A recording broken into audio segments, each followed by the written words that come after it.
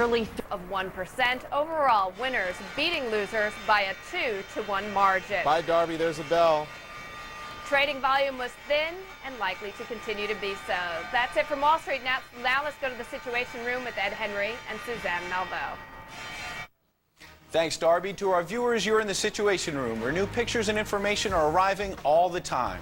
Standing by, CNN reporters across the United States and around the world to bring you today's top stories. Happening now, the final legal word on Saddam Hussein's death sentence. An Iraqi appeals court gives the go-ahead for his hanging in a matter of days. We'll have a live report and reaction from Baghdad.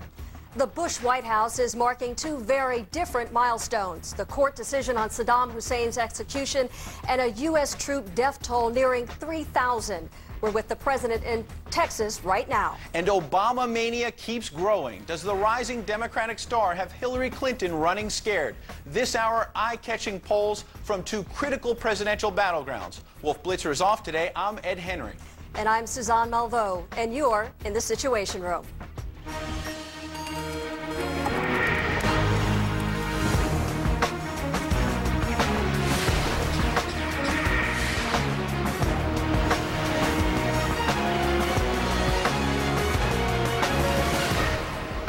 Within the next month, perhaps any day now, Saddam Hussein is slated to pay the ultimate price for his deadly rule of Iraq, his life. It's a welcome turn of events for President Bush as he prepares to announce his next moves in a war that's costing more American lives every day. Our White House correspondent Elaine Quijano is with the president in Crawford, Texas. Our congressional correspondent Dana Bash also standing by. But first, to CNN's Ryan Chilcote in Baghdad. Ryan, we know the window opens tomorrow for the possibility of the execution to start. Is there any sense that it's imminent? There is a sense that it's imminent. What we heard today was from the appellate chamber deciding to uphold the earlier verdict and the earlier sentencing Saddam Hussein to death. This effectively is the end of the appeals process for Saddam Hussein, and it clears the way for him to be put to death. According to Iraqi law, he now has to be put to death as someone who has been condemned to death within 30 days. Now, the Iraqi judge said that the window for the hanging begins tomorrow and ends on January 27th. According to international law, the Iraqi government could grant a stay of the execution. However, that appears to be highly unlikely. The Iraqi prime minister has already gone on the record saying that he thinks that Saddam Hussein should be hanged by the end of the year. Ed and Suzanne? Ryan, do you also have a sense, is there any sense on the ground about how Iraqis, average Iraqis, feel about whether or not this will increase anger towards the United States mission?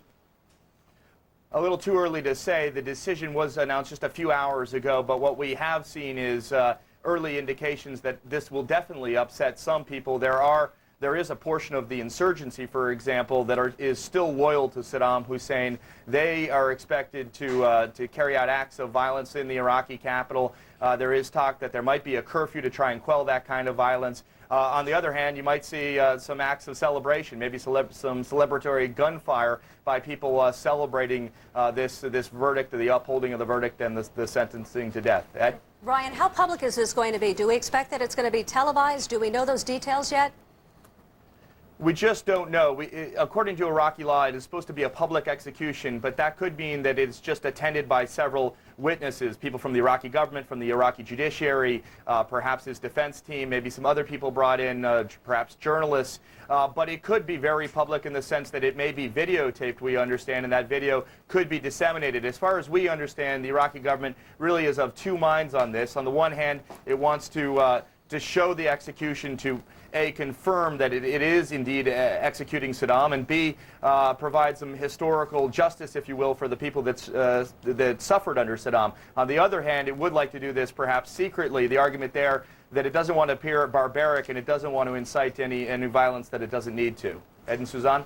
Good points, Ryan. Ryan Chilcote, thank you very much. Now let's get White House reaction to the ruling on Saddam Hussein. Mr. Bush is at his ranch in Crawford, Texas, on a working vacation that includes efforts to retool his Iraq strategy. Our White House correspondent Elaine Quijano is with the president in Texas. Elaine, I know that we probably won't see the president at least until Thursday, but there was some sort of briefing aboard Air Force One today? That's right, and the White House essentially saying that it's pleased with this decision by the Iraqi court, certainly as you might expect. And it comes, of course, as President Bush is continuing his deliberations over what to do next, over his Iraq policy and what changes need to be made. Now, the president will continue that process of deliberating from his ranch in Crawford, Texas. He arrived here in Texas earlier this afternoon along with the First Lady and her mother. White House Deputy Press Secretary Scott Stanzel did talk to reporters aboard Air Force One, telling them that the Iraqis deserve praise for using the institutions of democracy to pursue justice, and said, quote, "Today marks an important milestone in the Iraqi people's efforts to replace the rule of a tyrant with the rule of law. Saddam Hussein has received due process and legal rights that he denied the Iraqi people for so long. So this is an important day for the Iraqi people." Now, despite acknowledging missteps in the course of the Iraq War, President Bush has steadfastly maintained all along that he believes he did the right thing by removing Saddam Hussein from power. Nevertheless, with Democrats, of course, set to take control of Congress, the political pressure certainly is intensifying for President Bush to change course when it comes to Iraq. The consultations, though, for now are continuing. Over the weekend, he met with his new Defense Secretary, Robert Gates, just back from Iraq. And then on Thursday, he will be convening the full National Security Council, his National Security Council team, to talk about the various Iraq options. But aides say no major decisions to come out of that. They describe it simply as further consultations. And of course, Suzanne and Ed, we expect the president to make some sort of announcement in his speech about his Iraq policy early in the new year. Suzanne and Ed. Elaine, do we have any sense of whether the Bush administration prefers to have some sort of public hanging of Saddam Hussein, if they think it makes any difference to the Iraqi people or even to the American people? You know, I haven't had a chance to ask them. Obviously, this news just developing today, but it's interesting because it's certainly a delicate position for this White House.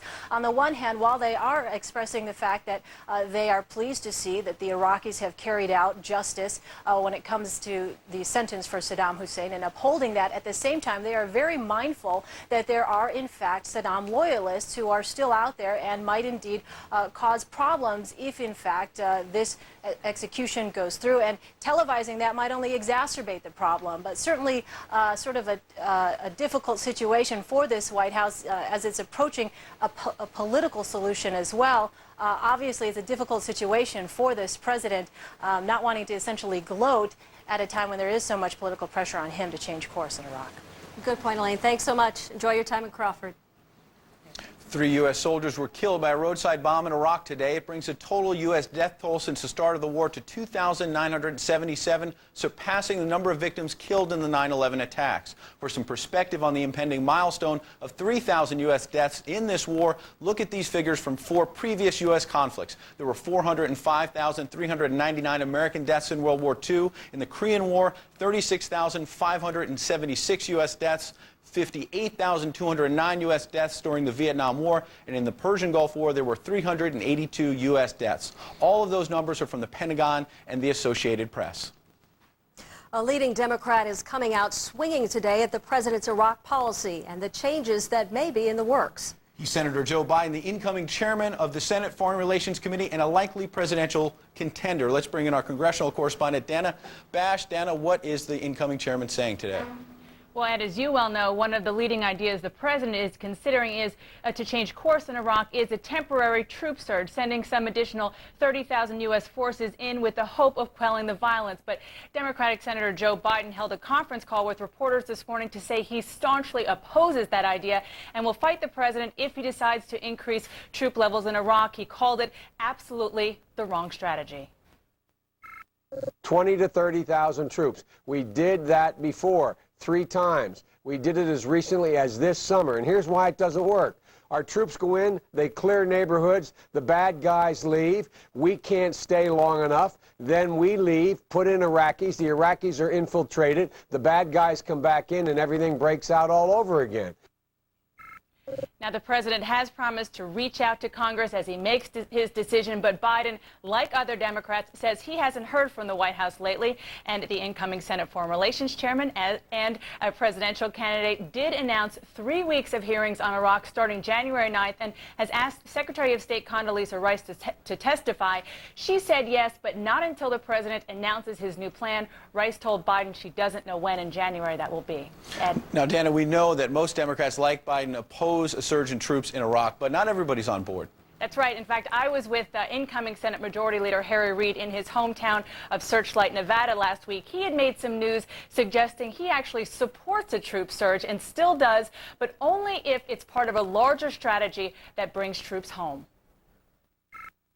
If the president came to us, the Congress, and said, look, I need to increase the number of troops there for a few weeks, but here's what we're going to do. We're going to get out of there within a year. I think a lot of people would say, well, that's okay, but just for a troop buildup, no one wants that. Now, Reid also says he thinks it's clear there are serious concerns among military commanders about the idea of a troop surge, and so his position is becoming a bit more nuanced. A top aide says if Reid finds out military leaders are opposed to adding U.S. troops, but they're overruled by the White House, Reid will then join other Democrats in calling that idea a non-starter. Ed and Suzanne. Thanks, Dana Bash, our congressional correspondent. Thanks for that report. On the ground in Iraq today, at least 20 people were killed and 35 wounded in the latest car bomb attack in Baghdad. It happened outside of the most revered mosque for Sunnis in Iraq. In the southern city of Basra, British and Iraqi soldiers are on alert a day after they raided a police station where they suspected rogue officers of planning to kill 76 prisoners. British commanders say a number of the detainees showed signs of torture. A former Iraqi cabinet minister who escaped from a Baghdad prison this month now is said to be in Jordan. Alman al-Samarhi had been serving time for corruption. Jordan's prime minister says he arrived in Amman on a U.S. plane, a claim denied by the U.S. Embassy in Baghdad. In Iran today, there's new anger at the United States after American forces detained Iranian officials during a recent visit to Iraq. CNN's Anish Rahman is reporting for us from Tehran. Ed and Suzanne, Iran says the U.S. now faces, quote, uncomfortable consequences after Iranians were arrested in Iraq last week. They've called these arrests not justified. 2 of those arrested were Iranian diplomats. They've been released. The other 2, Iranian security personnel, part of the country's Revolutionary Guard, are still in custody. Now, coalition forces have long said that Iran continues to arm, fund, and train militia groups in Iraq. If evidence they've seized on the security personnel uphold that link, Iran will undoubtedly face increased pressure to try and fix the situation in Iraq. But if no evidence exists, expect Iran to ratchet up its defiant statements against the United States and its defiance against the international community. This is a very sensitive issue at a very sensitive time. Keep in mind, Iran has spent this past year rising as a dominant political force in the Middle East, with its influence in Lebanon, the Palestinian areas, and Iraq. Iran is eager to see the U.S. out of the Middle East as a dominant player and replaced by Tehran. Ed and Suzanne? Anish, thank you very much out of Tehran. Jack Cafferty is off today, but coming up, how would a Barack Obama presidential campaign play in Iowa and New Hampshire? We'll show you some poll numbers that may be giving Hillary Clinton and other top Democrats the jitters. Also ahead, the accident-prone governor of California will have the latest on Arnold Schwarzenegger's surgery. Plus, more on our top story. When are Iraqi officials likely to hang Saddam Hussein? We'll ask Iraq's deputy ambassador to the United Nations. You're in the Situation Room. The Situation Room, brought to you by Macy's.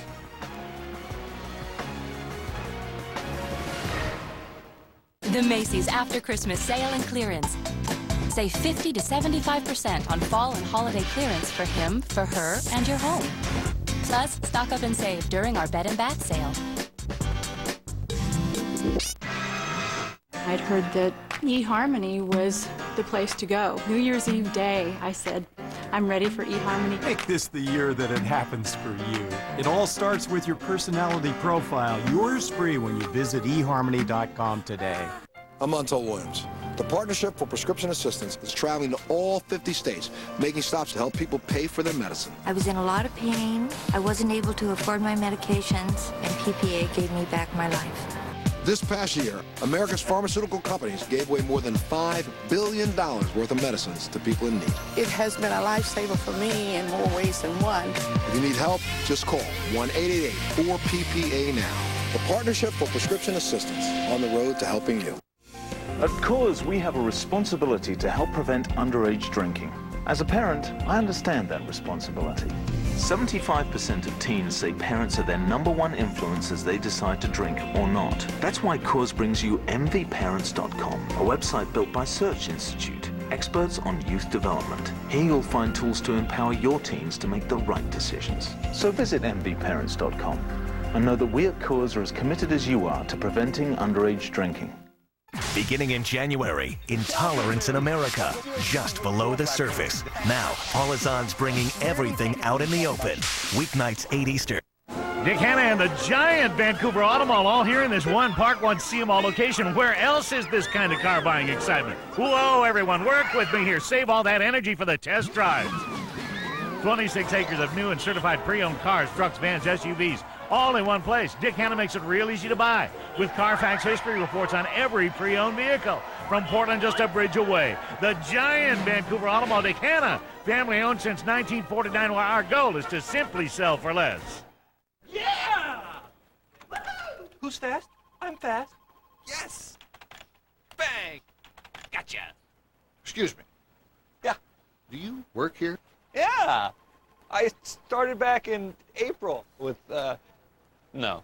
Look, please don't make me leave. My company only has DSL. Make your office more productive with speeds up to twice as fast as DSL, McAfee security included free, and 24-hour support. Comcast Workplace. Speed, security, know-how. John Bon Jovi on Richie Sambora, the tabloids, and more. Larry King, 9 Eastern.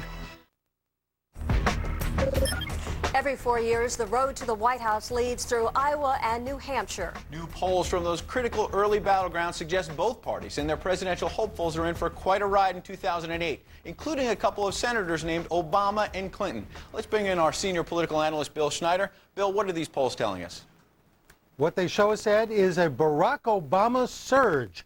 In polls taken earlier this year, John Edwards was running first among Iowa Democratic caucus voters. And now, Edwards and Obama tied for first place in Iowa. Bad news for Tom Vilsack. He's the governor, and he's running third. He's got to carry Iowa to survive. Also, bad news for Hillary Clinton. She's running fourth among Iowa Democrats at just 10%. Now, Iowa's always looked like a problem for Senator Clinton, but she had been leading in New Hampshire. And now, Clinton's lead among New Hampshire Democrats is just 1 point. Breathing down her neck, Senator Obama, who visited New Hampshire this month, where he spoke to sellout crowds and got a bonanza of media attention. Edwards is running third in New Hampshire, non-candidate Al Gore fourth. John Kerry, who won both contests in 2004, is now in single digits in both states. So what's Obama got going for him? He's the only new face among the top Democratic contenders, and his message of inclusiveness seems to be finding a powerful response. So, Bill, tell us what we're seeing on the Republican side. What are the polls showing there? Another hot race, Suzanne. John McCain, 1 point ahead of Rudy Giuliani among Iowa Republicans, with Romney and Gingrich in single digit or lower in the race. Giuliani, 1 point ahead of McCain among New Hampshire Republicans. Big problem for McCain. McCain burst onto the national scene by beating George W. Bush in New Hampshire in 2000. He has to carry New Hampshire next time, but Giuliani now poses a powerful challenge. Giuliani has the same thing going for him as Obama does. He's a new face for his party. Now, Bill, I know these polls are way early, but political junkies like you need your fix. What about the head-to-head matchups? When you look at Democrats on one side, Republicans on the other, how does Obama square off against some of the others? Well, you know, Iowa and New Hampshire are both battleground states in November, and the polls show Obama the strongest Democrat in both states. In both, the Illinois senator narrowly leads McCain and Giuliani. Senator Clinton narrowly trails McCain and Giuliani in both states. That's another thing Obama has going for him, the belief that Senator Clinton might be tougher to elect. Ed, Suzanne? All right, Bill Schneider, our senior political analyst. Now, Carol Costello joins us from New York with a closer look at some other stories making news. Carol? Hi, Ed and Suzanne, and hello to all of you. The UN Security Council holding an emergency meeting regarding the mounting conflict in Somalia. Fierce fighting between Somali Islamists and an interim government forces backed by Ethiopia has been going on for the past week. Ethiopia says it's halfway to victory and could seize the Somalis' Mogadishu stronghold within days. The U.S. military is considering opening its door wider to non-Americans. It's an effort to counter a struggle to meet recruitment goals. Pentagon officials say ideas like overseas recruiting stations and faster tracks to citizenship are under consideration. The military under pressure from the White House to find ways to bring in more manpower. Last week, President Bush called for a plan for the first significant increases in overall ground forces since the Cold War. A pair of civil rights groups have filed suit against a Dallas, Texas suburb for a new law making it a crime to rent property to illegal immigrants. The ACLU and the Mexican American Legal Defense and Education Fund said today the statute violates federal law and forces landlords to act as immigration officers. The measure was passed in November. It takes effect on January 12th. And a Spanish doctor says he has met with Fidel Castro and the Cuban leader does not have cancer.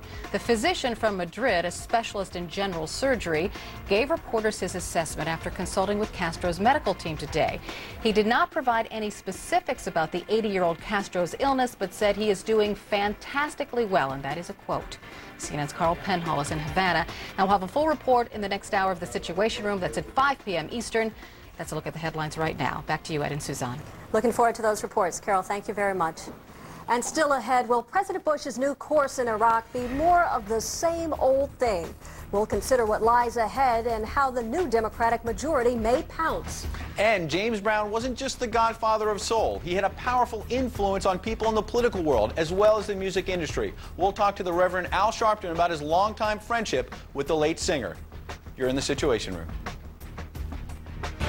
Are we racist or intolerant? He didn't think he was either. What's hidden inside? The answer is skin deep. Racism in America. A special Paul is on now. CNN tonight, 8 Eastern.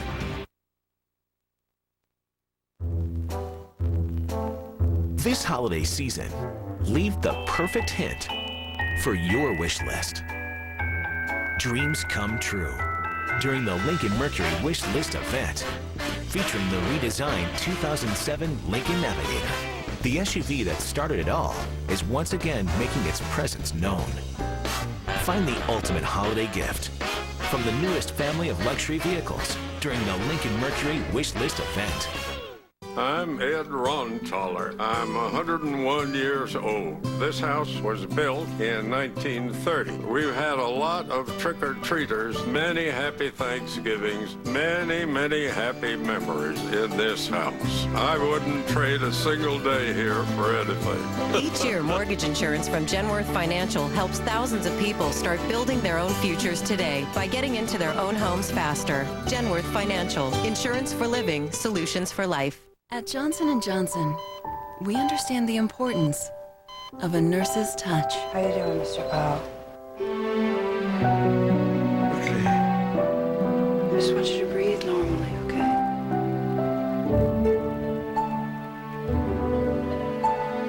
A nurse's touch can touch the world. Nurses, we need you more than ever. Enjoy. A message of caring from Johnson & Johnson. Head on. Apply direct. Head on. Apply directly to your forehead. Head on. Apply. Head on. I can't stand your commercial, but your product is amazing. Head on is available without a prescription. New from the makers of Head On. Introducing Activon. Joint and muscle pain? Activon. Apply directly where it hurts. Activon Joint and Muscle. In stores now. New from the makers of Head On. Introducing Activon. Arthritis pain? Activon. Apply directly where it hurts. Activon Arthritis. In stores now. The Macy's After Christmas Sale and Clearance. Save 50 to 75% on fall and holiday clearance for him, for her, and your home. Plus, stock up and save during our bed and bath sale.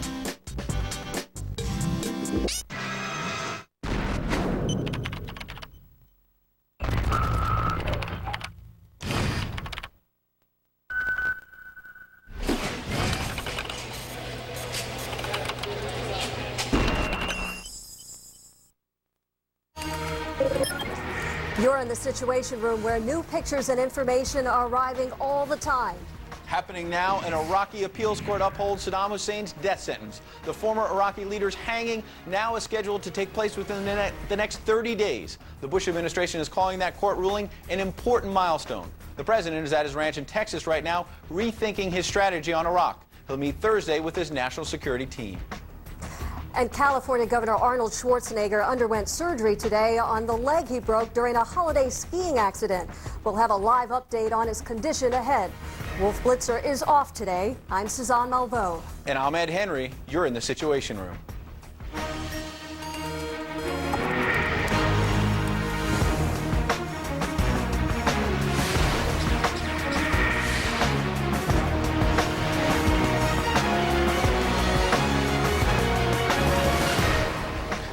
It's quiet in Washington now, but the new session of Congress is just around the corner. Can a Bush White House and Pelosi-Reed Congress get anything done? And what about the war in Iraq? Joining us now for today's strategy session are Democratic strategist Donna Brazile and Terry Jeffrey, editor of Human Events. I want to start off with you, Terry. First of all, a quote from Senator Jack Reed. This is about Bush, the Iraq policy. He says, look, I don't think President Bush has given up the sort of sloganizing and simplistic view of what's happening there. I think the American people's message was deep concern about Iraq, deep skepticism about his policies, and what they want is a resolution of Iraq. Are we just hearing the same old rhetoric from the president, and what are we going to get in 2 weeks? Well, I think we're hearing the same rhetoric from Senator Reed, but I think it's pretty obvious that since the election, the president has been carefully reconsidering his strategy in Iraq. He's gotten input from everybody from outgoing Secretary of Defense Donald Rumsfeld to the Iraq Study Group, to Democratic members of the Congress, to his new Defense Secretary Robert Gates, who's been over to Iraq and back.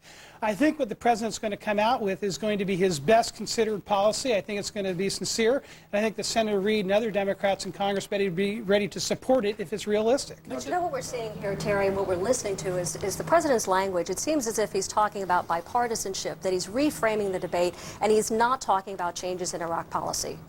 Well, I think there are going to be serious changes in Iraq policy. I don't think there's any question about that. What exact form they're going to take, we're not going to know until the president comes out and lays them out for us. Donna, do you think the pressure is building on the president? What are you expecting to hear from him? Absolutely. Look, Senator Reed has been over to Iraq on numerous occasions. He's come back, he's written to the president, he's said to the president, like many other Democrats and many Republicans, that it's time for a new direction. We don't know what the president's planning. We hear all of these options. They're floating so many trial balloons. But at the end of the day, what Democrats will hold this president to and what the Republicans should have is a game plan for victory so that we can bring our troops home in 2007. I want to ask you, Donna, there was a column written by Dick Pullman in the Philadelphia Inquirer Sunday where he said, quote, the Democrats' biggest challenge as they prepare to take power on Capitol Hill is to eradicate the wimp label that, fairly or not, has dogged them since the 70s. They have to show they can protect us better than the GOP. So there's pressure on you as well to prove you're not a wimp. Well, look, first of all, I don't know of too many wimps in the Democratic Party, but be it as it may, I think what Democrats have to prove to the American people is that we have a strategy, that the president has carefully considered all of these different options, and we finally have a game plan to bring our troops home, to successfully turn the Army and the military forces to the Iraqis, and to begin the reconstruction effort. We also need political reconciliation, and I think if Democrats can help the president come up with a strategy, the country will be better off. I don't know too many people who accuse Don of being a wimp. I'll tell you that. But very interesting. A diva, but I'll take that. Now, very interesting numbers here coming from the battleground key state, of course, Iowa, the last two elections here. Taking a look at these polls here, first, Senator Hillary Clinton losing to John McCain here. We've got McCain 43% with this general election matchup to Clinton's 37%. And then you take a look at the next number here. This is Senator Obama, who's beating McCain here. Obama with 42%, McCain with 39%. So, Terry, to you, I mean, who's the candidate who the Republicans are most concerned about, who they need to beat? Is it Obama, is it Hillary, or is it somebody who we don't even know yet? Quite frankly, I think both Hillary and Obama have the problem of being too far left for middle America. Barack Obama's been able to win in Illinois, which is the most liberal Midwest state, but Iowa's a swing state. It went for Gore in 2000, came back to Bush for 2004.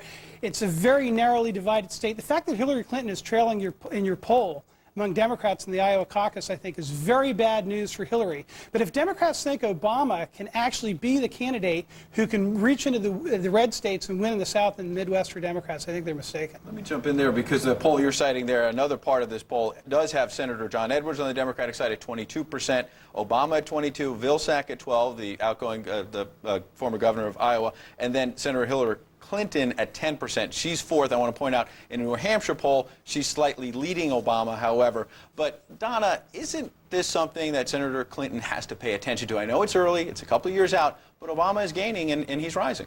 Well, first of all, let's assume that John Edwards gets into the race this week. He's leading currently among many of the polls that have been taken in Iowa. I still believe that this race is so early. Barack Obama and Hillary, they have received so much free press over the last couple of months. Cover stories in Time and Newsweek. I'm not surprised that they're doing quite well. But let's not rule out some of the asterisks. And I'm referring to the Joe Biden, the Dobbs, the Clarks, and many of the other interesting individuals who will also seek the nomination. But you know what? The trick for the Democrats is to get someone who's liberal enough to win the Democratic nomination, but not so liberal that they can't win southern and midwestern states. And the candidates that looked like they had a potential of doing that, Evan Bayh from Indiana, Mark Warner from Virginia, they're already out of the race. So I think the Democrats don't look as strong right now as they might have for 2008. That's a fair point, Donna. How do you, from a strategy perspective, some of the centrist Democrats are getting out of this race. It looks like it's tilting to the left, number one. And number two, from a strategy standpoint, we know Senator Obama's in Hawaii vacationing,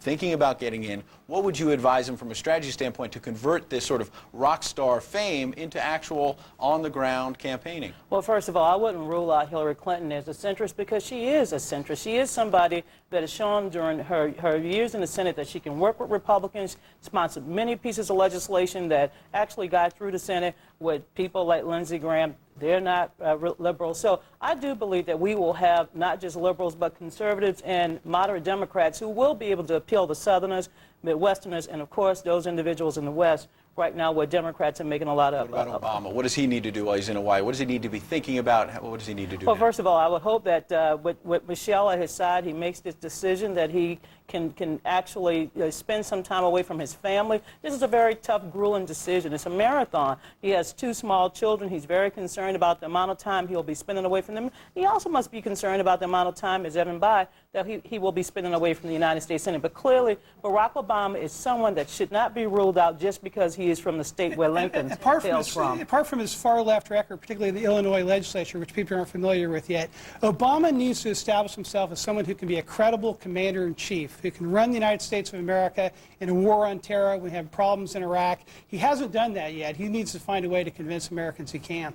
Well, I'm sure during the primary process he'll be rounded out, and you'll get a chance to hear his experience in foreign affairs and some other national issues that he hasn't had an opportunity to talk about. Terry, quick question for you. We'll probably ask Reverend Al Sharpton this question as well, but clearly Al Sharpton was the last person who was perhaps a serious African-American candidate in the presidential race. What do you think about Barack Obama? Do you think the country is ready for a black president? You know, I frankly think that the majority of Americans aren't just ready for a black president. They would positively like to see one. I think Barack's real handicap is that he is to the left of the American people. I think that a conservative Republican African-American would have a better chance of being elected a president than a liberal Democrat as the first black president. Got a name? I think the American people are hungry. They are hungry for a candidate. And Condoleezza Rice last week said, America is ready. The polls suggest America is ready. If Barack is ready to run, I believe he will get tremendous support from blacks as well as whites. Thank you very much, Terry Jeffrey, Donna Brazil, and for the record, no, I didn't say you're a wimp. No. I don't want to get in trouble with you. And Al Sharpton will still have the best hairstyle now that James Brown is no longer All right, with thank us. you both very much. Up next, the countdown begins to Saddam Hussein's execution. Look at the latest from Iraq's deputy ambassador to the United Nations. He joins us here in the Situation Room. And California Governor Schwarzenegger's on the mend after breaking his leg on the slopes. A live report coming up.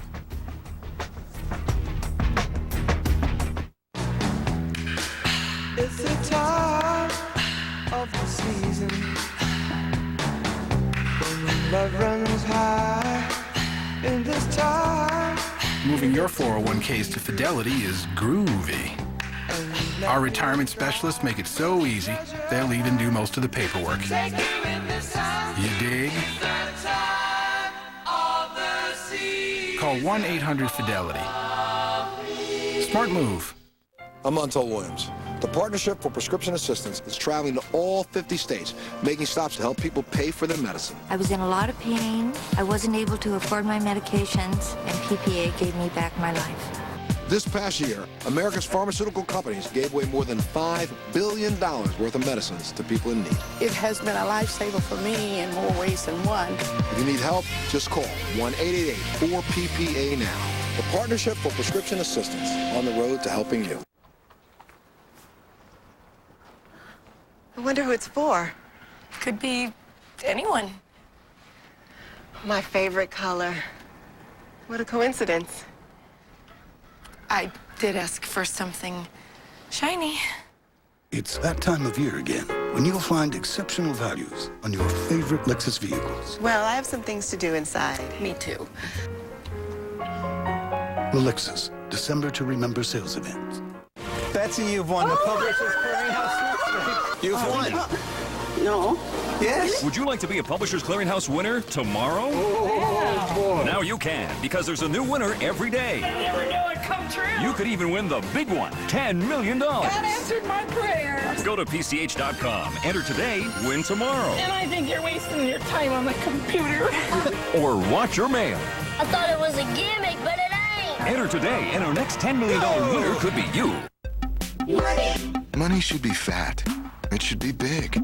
At HSBCDirect.com, we've created a way to make money into bigger money. HSBCDirect.com offers an online savings account with a 5.05% annual percentage yield. That's 8 times the national average. Let your money grow big at HSBC. Brought to you by HSBC, the world's local bank. Member FDIC. Discover more at HSBCDirect.com. Thank you for choosing CNN in 2006. What matters to you matters to us. See for yourself in 2007. Happy holidays and best wishes in the new year.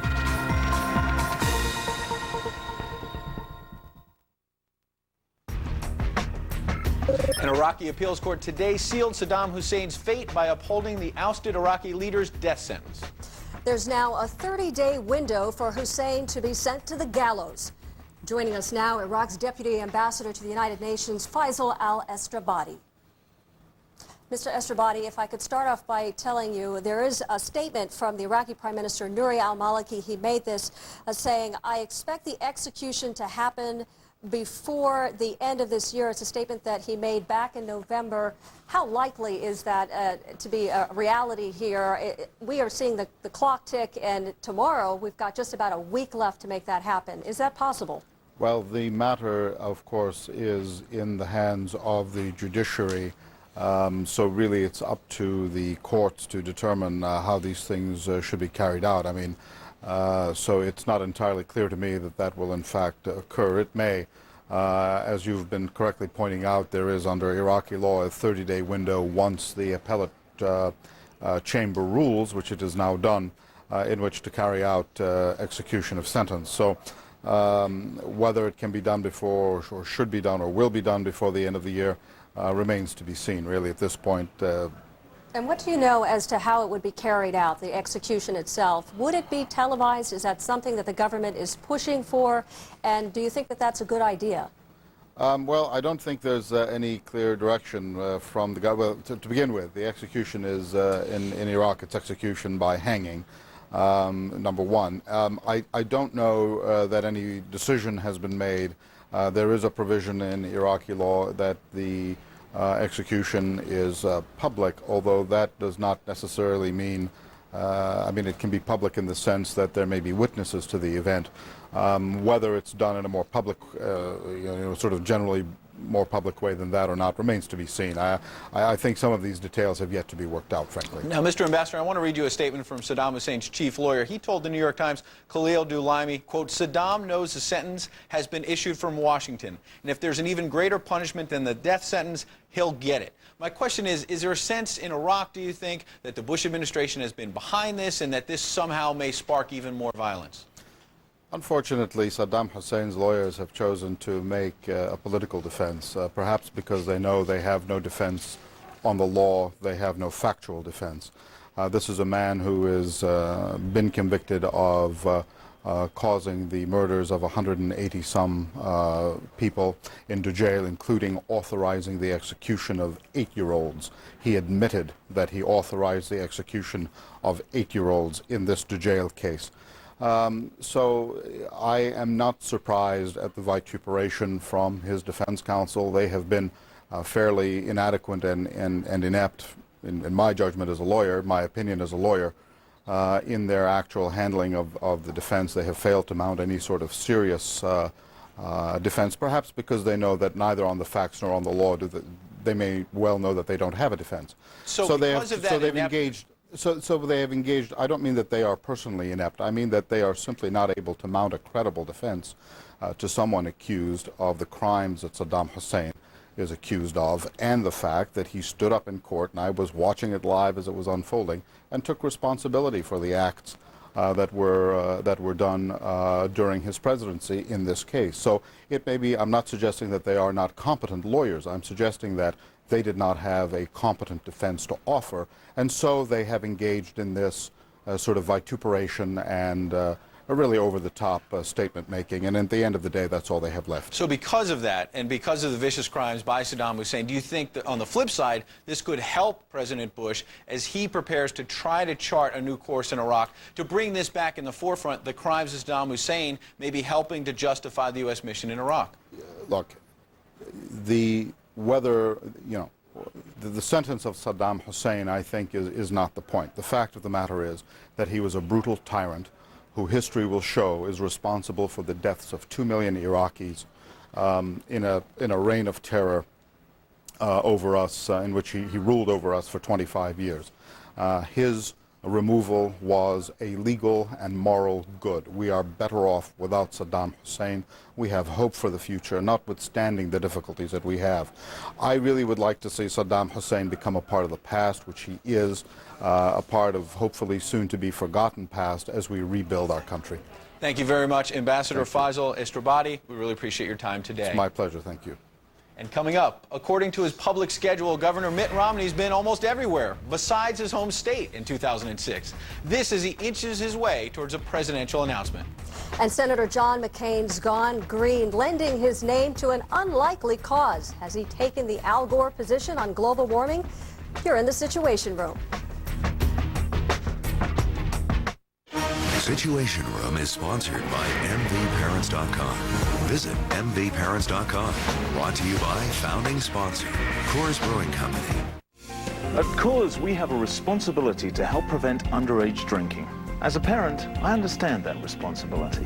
75% of teens say parents are their #1 influence as they decide to drink or not. That's why Coors brings you MVParents.com, a website built by Search Institute, experts on youth development. Here you'll find tools to empower your teens to make the right decisions. So visit MVParents.com and know that we at Coors are as committed as you are to preventing underage drinking. Macy's After Christmas Mattress Sale. Enjoy the lowest prices of the season.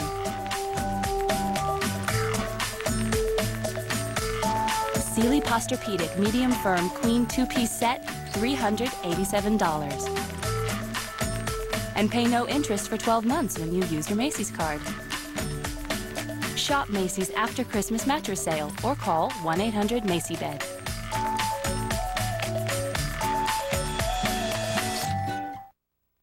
To enjoy lifelike, room-filling sound, you used to need large, complicated equipment.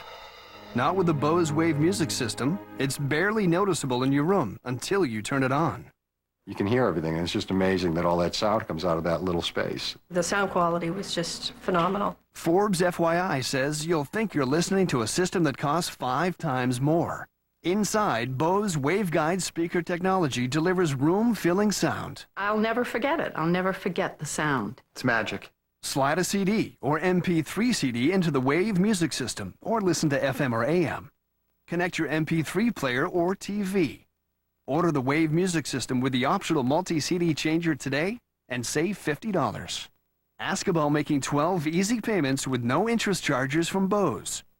Hear it risk-free for 30 days. The Bose Wave music system. Once you've heard it, everything else just doesn't measure up.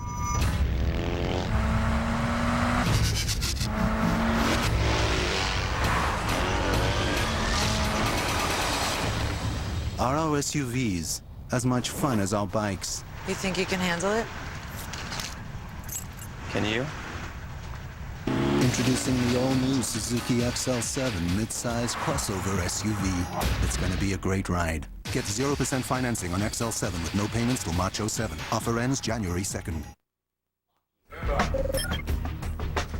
Here's a look at some of the hot shots coming up from our friends at the Associated Press. Pictures likely to be in your newspaper tomorrow. In Moscow, Russian President Vladimir Putin gives candy to children at an ice skating rink. In China, swimmers carry a decorated portrait of Mao Zedong along the bank of the Yangtze River. The late former Chinese leader was born 113 years ago today. And in Costa Rica, Angelina Jolie and Brad Pitt spend Christmas Day with Colombian refugees. And here's Frosty the Snowman, Afghanistan style. A police officer in Kabul poses with a well-armed snowman. And that's this hour's Hot Shots. Pictures often worth 1,000 words. Okay, so right now, in early 2008, Democratic presidential contenders are going to go new distances to compete for their party's nomination, all the way out west to Nevada. Our congressional correspondent Dana Bash was there recently to get a first-hand look at the state's growing political clout. In the valley beneath Nevada's Mormon Mountains, it's no surprise to find a cowboy.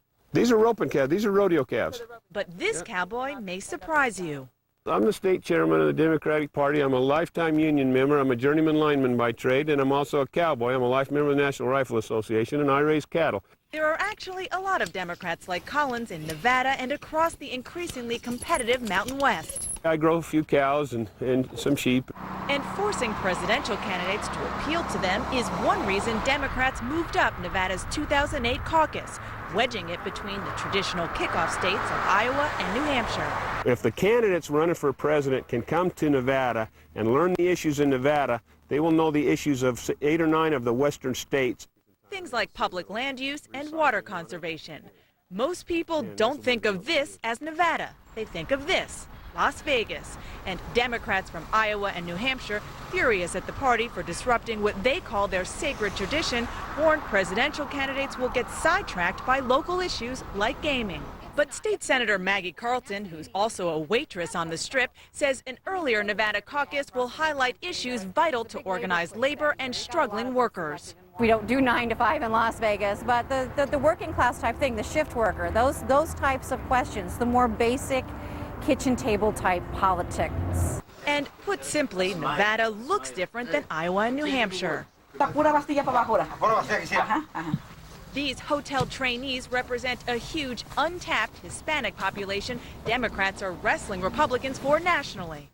Iowa's Hispanic population is just 3.5%. New Hampshire's 2.1%, Nevada's 22.8%. We have rich diversity in Nevada, and working people should have more of a stake in how our presidential nominee is selected. This is a place known for its high stakes and extraordinary shows, but there are some doubts Nevada is up to the challenge of organizing and administering a caucus. In 2004, it had just 17 sites and now plans 1,000. An Iowa veteran said that's like pulling off 1,000 weddings all at the same time. And not the Vegas, I do drive-through kind of wedding either. Party Chairman Collins insists they've hired experienced caucus hands and says in the end, Democratic presidential candidates will benefit from learning more about this long-ignored region and will even find a familiar symbol. Let them come bet Jezebel. In an unfamiliar place. He's a sweetheart. Dana Bash, CNN, Logandale, Nevada. Get on her back if they want. And now more on the race to 2008 on our political radar this Tuesday. Details are emerging about Republican Mitt Romney's presidential campaign plans. The Associated Press reports the outgoing Massachusetts governor will file paperwork for a presidential exploratory committee as early as January 2nd. And the AP quotes a top advisor as saying Romney will officially declare his candidacy as early as the week of January 8th. Now, Romney's White House ambitions apparently have kept him away from his day job. The Boston Globe reporting that the governor has spent all or part of 212 days outside of Massachusetts this past year. Another Republican presidential prospect is seeing green. Senator John McCain reportedly has signed a letter for the Environmental Defense Action Fund, emphasizing the group's support for his bill that would place a national cap on global warming pollution. The Washington Times reports the Environmental Defense Fund is using the McCain letter as part of its effort to get donations. And a special honor for incoming House Speaker Nancy Pelosi. Baltimore Mayor Martin O'Malley plans to formally rename the 200 block of Albemarle Street in Little Italy in Baltimore to Via Nancy D'Alessandro Pelosi. Pelosi, who was born and raised in Baltimore, will become the first female Speaker of the House when she takes the gavel on January 4th. And please remember, for the latest political news at any time, check out the political ticker at cnn.com/ticker. Now, former Democratic vice presidential nominee John Edwards is widely expected to announce his run for the White House this week in New Orleans. And there are new clues to the former senator's political aspirations online. Let's bring in our internet reporter, Jackie Schechner. Jackie? Suzanne, we've been keeping an eye on John Edwards' Political Action Committee website since mid-November, when he made the announcement right here on the Situation Room that something new and exciting and interesting might be coming to this space. Now, we haven't seen any presidential campaign announcement yet, but Edwards did send out an email this weekend telling people he was ready to take events to the next level. He also asked people to email back their input to the address readytochangeamerica.com. Now, that's not his Political Action Campaign website. If you go to that address, it gives you a schedule of his upcoming events and appearances. Now, you can't easily get to that from his actual Political Action Committee website, and this may suggest that he's separating out the two. The Federal Election Commission requires that there is a firm distinction between his Political Action Committee and his presidential campaign, if there is one. Now, the schedule is not easily found, obviously, on his website, but you can find it easily on his MySpace account. John Edwards is very active on the internet, online, in social networking communities like this one. He's got more than 6,000 friends, obviously reaching out to a younger voter. And we spoke to a spokeswoman for him today, and she says that Edwards is very seriously considering running for president. That's all that she would give us, and encouraged us to continue to stay tuned. Suzanne. Oh, thanks, Jackie. We'll be looking out for that later in the week as well. Coming up, James Brown, the godfather of soul. We'll look back on the life of a legend with someone who knew him very well, Reverend Al Sharpton. That's in the next hour. And the Governator goes under the knife after breaking his leg skiing. We'll get a live report on how long he'll be out of action.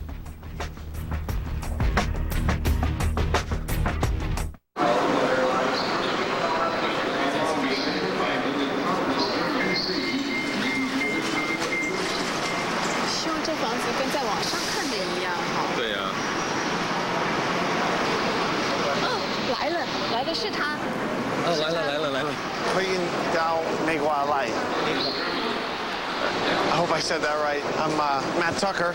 Welcome to America. Oh, you're Chinese. That's cool. I worked on it all morning. Century 21. Which events of 2006 will shape 2007? A 360 special presentation. Flashpoint. Somebody once said, everyone will get 15 minutes of fame. Some insurance companies seem to think that that's all you need. But at Allstate, they think 15 minutes may not be enough. That's why they'll take as much time as you need so you can make sure your insurance coverage is right. You deserve more time in the spotlight. Your local Portland, Vancouver area Allstate agents would like to thank our loyal customers. Are you in good hands? Happy holidays from Premier Ford. We're giving the gift of huge savings with up to $12,000 off new Ford Super Duties. That's right, up to $12,000 off new Ford Super Duties, including $2,000 off if you can show proof of ownership of a 98 or newer Super Duty, or drive home a new 2007 Ford Focus for $12,499. Not only does Premier Ford have premier prices and premier service, but you get free oil changes for life with any new vehicle you buy. Only at Premier Ford on McLaughlin Boulevard in Gladstone. You in the market for a truck, van, or car? There's one dealership that's never too far. In the heart of McMinnville, it's called Larson Motors. Great service, unanimous amongst all the voters. Like saving money? Can you hear the ovation? Larson Motors is having their year-end liquidation. You'll save like a maniac. GMC, Pontiac, Buick, and Cadillac. Low interest rates, huge factory rebates. So if you want value selection plus red tag price, then it's Larson you should see. They'll treat you nice. So head to McMinnville, come get immersed. But hurry, please hurry. It all ends the 31st.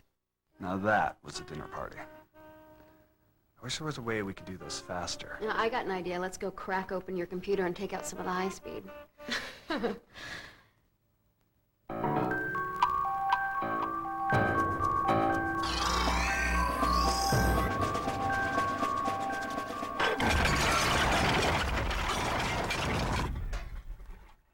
Holy.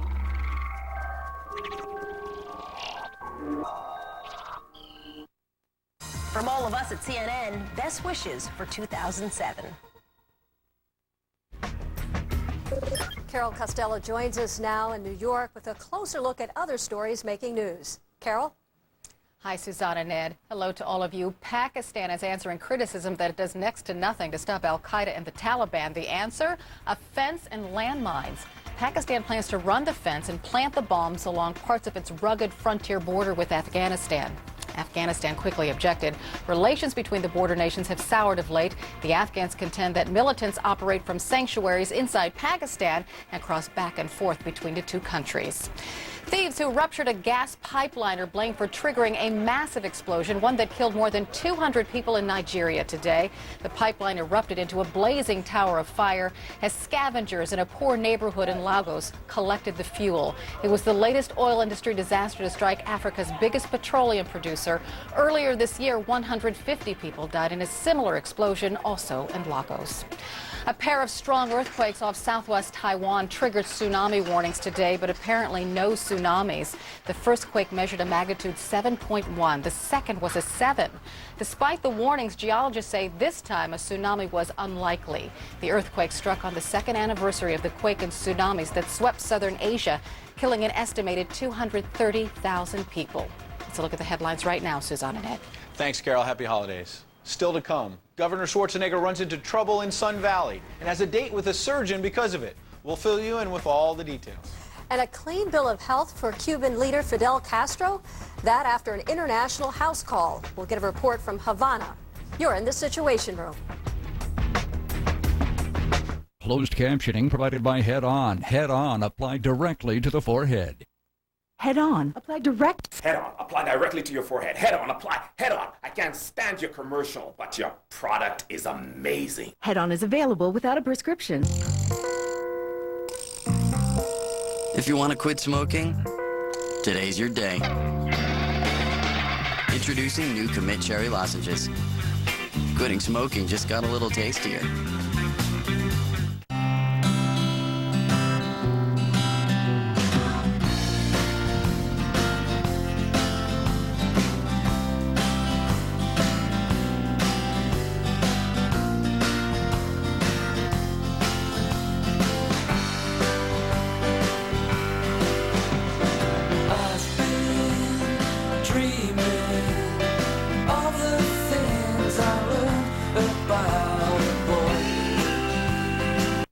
Macy's After Christmas Mattress Sale. Enjoy the lowest prices of the season. Sealy Posturepedic Medium Firm Queen 2-piece set, $387. And pay no interest for 12 months when you use your Macy's card. Shop Macy's After Christmas Mattress Sale or call 1-800-MACY-BED.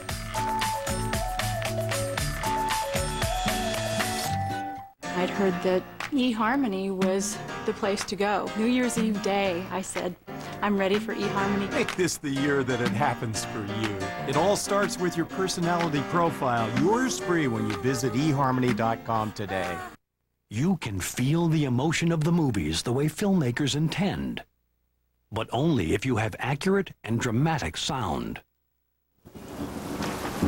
For the full experience, you need lifelike surround sound. This is the new Lifestyle 48 DVD home entertainment system, the premium home theater system from Bose. The original has been called home entertainment perfection. The surround sound is just fantastic. Room size, shape, and furnishings can significantly affect the sound from any system. The Bose Adapt IQ system addresses this to bring lifelike sound to any room. It makes it feel like you're at the game. Hear the difference Bose technology makes. Call for the store nearest you or for more information. Purchase a new Lifestyle 48 system by February 3rd and you'll receive the renowned Bose Wave Radio. Lifestyle home entertainment systems, only from Bose, the most respected name in sound. Hope you join me at the most exciting place on earth, Times Square on New Year's Eve. Join me live with celebrations from around the world, plus music from Lionel Richie, the B-52s, the Goo Goo Dolls, and who knows who else is going to show up. CNN, New Year's Eve, 11 p.m. Eastern. California Governor Arnold Schwarzenegger is recovering from surgery to repair his broken leg. The governor's right leg snapped in an Idaho skiing accident over the weekend. CNN's Ted Rowland joins us from Santa Monica with more. How are you, Ted? Great, Ed and Suzanne. Thank you. We just got word about a few hours ago in a statement that the x-rays look, quote, great from the surgeon that performed surgery on Governor Arnold Schwarzenegger, and he has been cleared to assume his duties as governor as he recuperates in a hospital room from his broken leg. This is where California Governor Arnold Schwarzenegger is believed to have undergone surgery this morning, St. John's Medical Center near Los Angeles. Doctors fixing his right thigh bone, which was broken in a skiing accident Saturday in Sun Valley, Idaho, where Schwarzenegger and his family are regulars each winter. The operation, described as relatively common, according to the surgeon, involved attaching orthopedic cables and screws to the femur. The governor is expected to stay in the hospital 3 days for observation. Doctors say he'll be on crutches for a while. Full recovery is expected to take about 8 weeks. Schwarzenegger was put under general anesthesia for the operation. During that time, California Lieutenant Governor Cruz Bustamante assumed the role of acting governor. Schwarzenegger is no stranger at St. John's Medical Center. He was treated here this past January after a motorcycle accident, getting 15 stitches in his upper lip. He also had surgery here in 2003 to repair a rotator cuff he'd injured while filming Terminator 3. And the governor is scheduled to be sworn in for his second term next week. Those ceremonies, the inauguration ceremonies, are expected to go on as planned, but Arnold Schwarzenegger may be on crutches. Suzanne and Ed. Well, thanks, Ted. And to our viewers, you're in the Situation Room, where new pictures and information are arriving all the time. Standing by, CNN reporters across the United States and around the world to bring you today's top stories. Happening now, it's 1 a.m. in Iraq, where every passing minute brings Saddam Hussein closer to death. The former dictator has just days to live after a court gives the green light for his hanging. Diagnosis doubts. A surgeon from Spain assesses Fidel Castro's health, though it's unclear if he even examined the Cuban president. We'll tell you whether the doctor thinks Castro has cancer or not. An eternal soul. Many are saying goodbye to the godfather of soul, James Brown. We'll speak with the Reverend Al Sharpton, who says Brown wasn't just the godfather to him, but more like a real dad. Wolf Blitzer is off today. I'm Suzanne Malveaux. And I'm Ed Henry. You're in the Situation Room.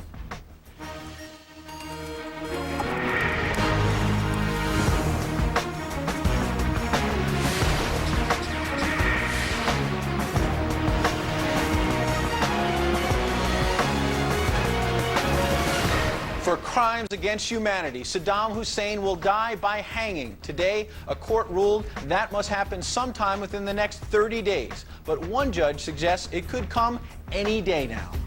This final word in the case came as an Iraqi court upheld Hussein's death sentence. CNN's Arwa Damon is in Baghdad. Arwa? Ed, Suzanne, it was a highly anticipated decision and one that brought the judicial proceedings in Saddam Hussein's Dujal trial to a close. Iraq's former dictator, whose very image was enough to instill fear, will now face a fate like many ordinary criminals in Iraq. The decision is final. The trial court sentence upheld by the appellate chamber.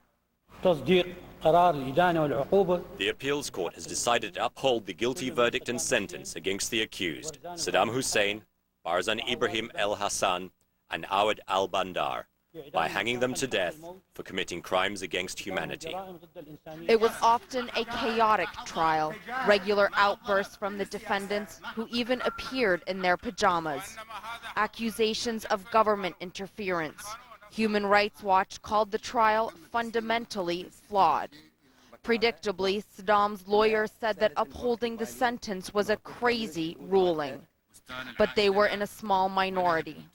As the judge read out the final decision to execute Saddam Hussein, Iraq's former dictator, we saw members of the Iraqi media here giving each other the thumbs up, and smiles on nearly everyone's faces, including representatives of the Iraqi government and members of the Iraqi High Tribunal. And as one government official put it, it's now game over for Saddam. This is our Iraqi day, and we ask the government to close the file as soon as possible. We are not ready to hear anybody saying to us, still Saddam alive and he will come back. He will never come back. Soon, this will be the fate of Saddam and two of his co-defendants.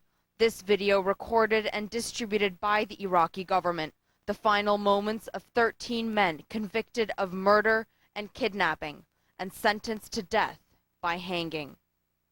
Since the Iraqi government reinstated the death penalty in August of 2004, dozens of Iraqi prisoners have been sentenced to death.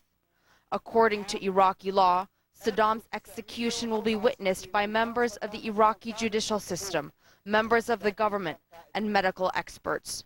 Finally, we are seeing an end to this, and hopefully the executive branch of the government will take a command and in charge of this and will deliver the execution verdict just like it's been certified by the appeal chamber.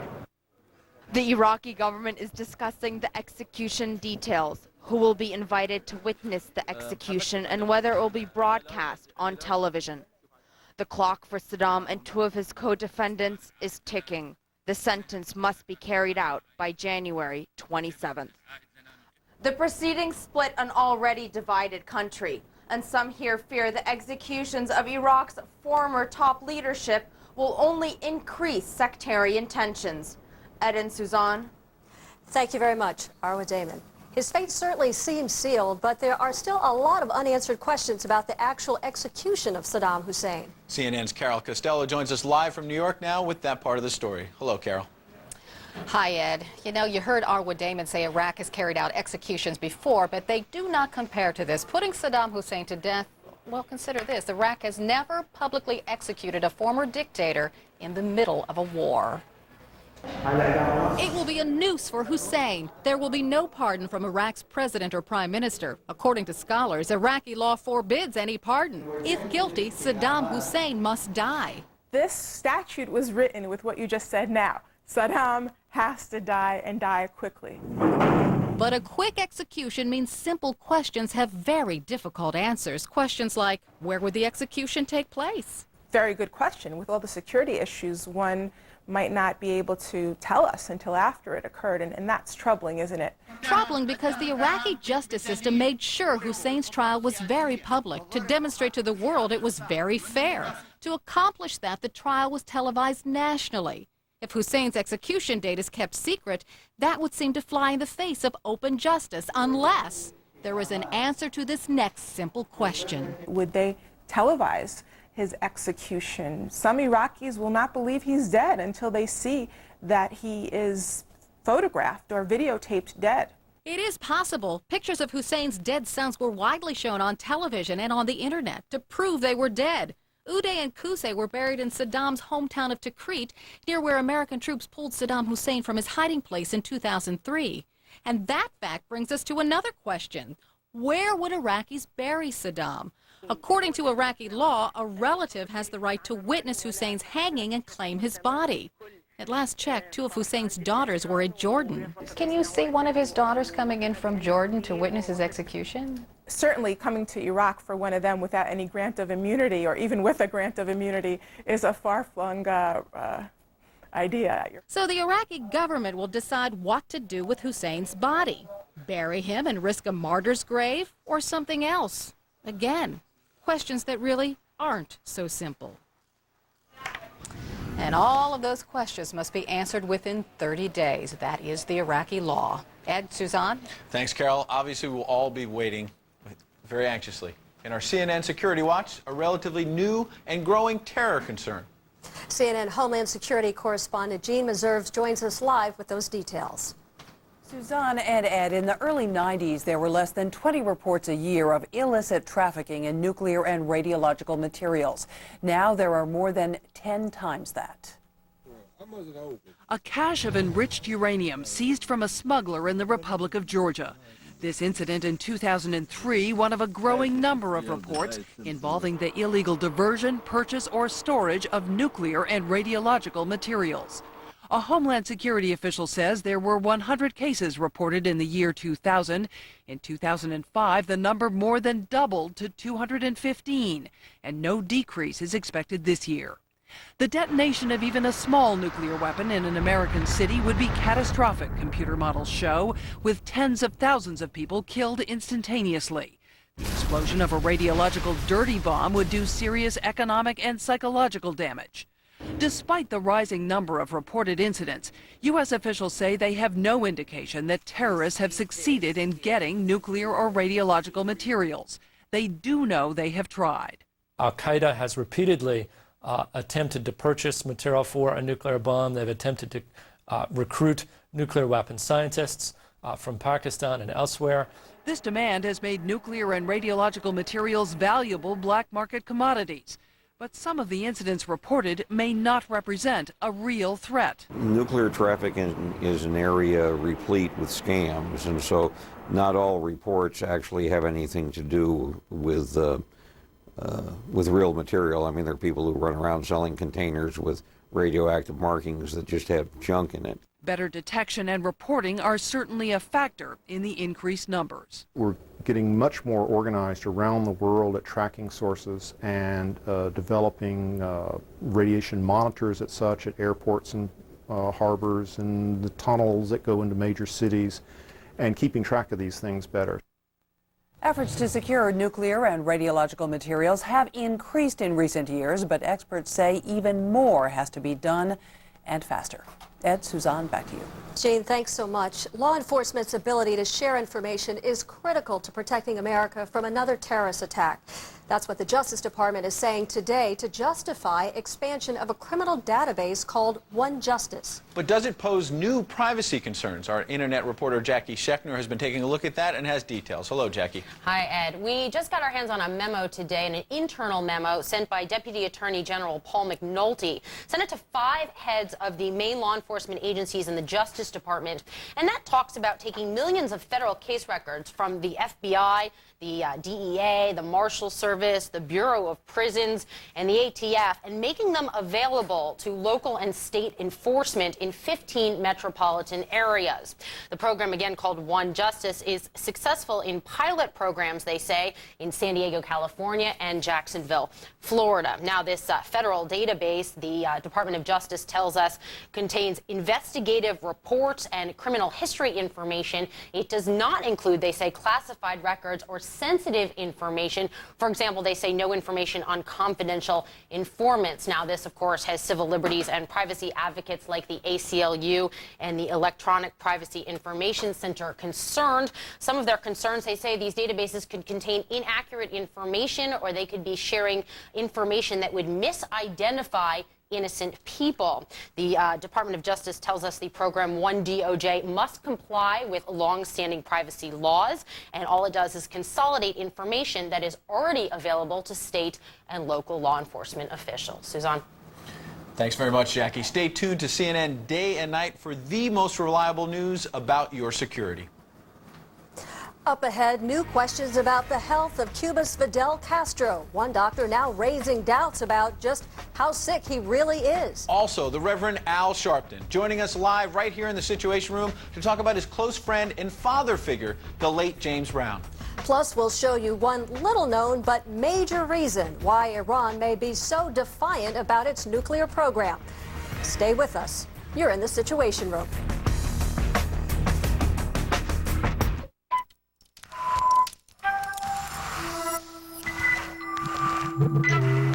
So intelligent, it knows precisely when to turn rear-wheel drive performance into all-wheel drive control. So intuitive, it's beyond machine. The all-new 306 horsepower G from Infiniti. Come see the all-new G now at the Infiniti Limited Engagement Winter Event.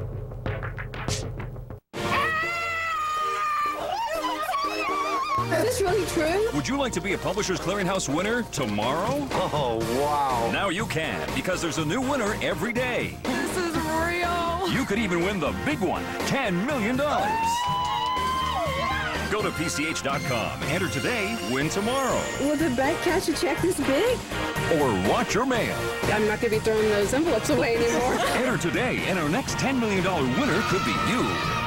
Right now, we'll give you top quality vitamins and supplements for just 89 cents. That's right, just 89 cents. These, essential for a healthy heart. These, for joint support. These, to help your memory. Or any of these. And not just any vitamins. They're from Puritan's Pride, the #1 direct-to-you vitamin manufacturer. Just 89 cents each when you call now for these special introductory coupons. How can we do it? We're the manufacturer.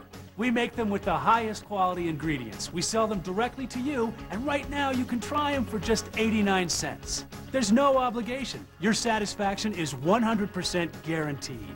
Plus, call now and you'll get the complete Puritan's Pride discount catalog free. You'll also get a $10 off bonus coupon good for any of the 1,400 top quality products you'll find inside. Call now for this special bonus, the Comprehensive Vitamins and Supplements to Live By Guide. Yours free. Call or go to PuritanTV.com right now. The field of criminal justice has benefited from many advances in technology, and new jobs are emerging. The new ITT Tech School of Criminal Justice. At ITT Tech, you can now earn a degree in criminal justice. We teach the fundamentals of the criminal justice system and can help you develop the skills to respond to and prevent crime. ITT Technical Institute School of Criminal Justice. Education for the future. To find out more, call 1-800-529-5402 or visit us on the web. Iran is showing no signs it intends to back down in its nuclear standoff with the West, even in the face of United Nations sanctions approved over the weekend. In fact, Iran may be ready to up the ante. CNN's Anish Rahman is in Tehran with that part of the story. Hello, Anish. Ed and Suzanne, in what would be a dramatic development to the Iranian nuclear standoff, Iran's parliament is set any day now to vote on a measure that would suspend Iran's participation with the UN's nuclear watchdog, the IAEA. Now, why is that such a big deal? Because if the measure is upheld, Iran could kick out IAEA inspectors that are here and pursue its nuclear program in secret. Iran has said all along it is pursuing peaceful civilian nuclear energy, but the U.S. and Israel, among others, have raised fears that Iran is pursuing a nuclear weapon. Iran's foreign minister told Parliament today that Iran is pushing ahead with the construction of some 3,000 centrifuges at the nuclear site in the city of Natanz. That's despite a UN resolution that sanctioned Iran over its continued nuclear defiance, sanctions that haven't seemed to work. Next year really will prove make or break on the Iranian nuclear dispute. Either the world, through the UN, through sanctions, or some other method, will figure out a way to get Iran to suspend its nuclear program, or the world may soon have to just be resigned to a nuclear Iran. Ed and Suzanne? Thanks, Anish. Meanwhile, there may be a good reason for Iran's nuclear defiance. Experts say there are signs the country's oil industry is in serious trouble. CNN's Brian Todd joins us now with that part of the story. Hello, Brian. Hello, Ed, Suzanne. Analysts say this is a Soviet-style industry in all the negative ways. They say it's been run into the ground to such an extent it's made an ambitious, aggressive regime vulnerable. He's said it repeatedly to justify his nuclear ambitions. All our nuclear activities are transparent, peaceful. And repeatedly, Western leaders say Mahmoud Ahmadinejad is bluffing, stalling for time for Iran to build a nuclear bomb. But one expert believes Ahmadinejad does need nuclear power for energy. It looks from the way that the trends are running now that their oil exports could go to zero in 2015. Zero revenue from oil exports for a country with the world's third largest oil reserves and second largest supply of natural gas? According to Roger Stern, an analyst from Johns Hopkins University who's just published a study for the National Academy of Sciences, Iran has so mismanaged its oil industry that it may not recover. Stern and other analysts tell us the regime has let its engineering expertise slide to the point where they're unable to effectively get oil out of the ground or refine it. They say Iran has hurt itself by subsidizing gasoline, importing much of it from abroad, then selling it to its increasingly car-dependent public for about 30 cents a gallon. And they say Ahmadinejad has scared away important foreign investors who've wanted to help Iran upgrade technology and buy its oil. What's Stern's advice to President Bush's national security team on the idea of confronting Iran? We'd be much better off doing nothing than stirring the pot right now. Others agree Iran's oil industry is in shambles, but think that might bring change. If it comes down to a question of maintaining the radical politics and going into bankruptcy, or changing their policies and increasing foreign investment in order to strengthen what is very much a moribund economy, I think they will definitely take the more pragmatic approach. Most analysts agree while Iran may be vulnerable on oil, it is not a paper tiger. The regime still may be pursuing a nuclear weapon. It's got a huge standing army, and it's giving a lot of support, of course, to Shia militants in Iraq, Lebanon, and throughout the Middle East. Ed, Suzanne? Thanks very much, Brian. We'll keep out for your report. And of course, he was the godfather of soul. But James Brown was also like a father to the Reverend Al Sharpton. He'll join us live with his memories of the troubled but influential singer. Plus, could Fidel Castro recover enough to take back control of Cuba?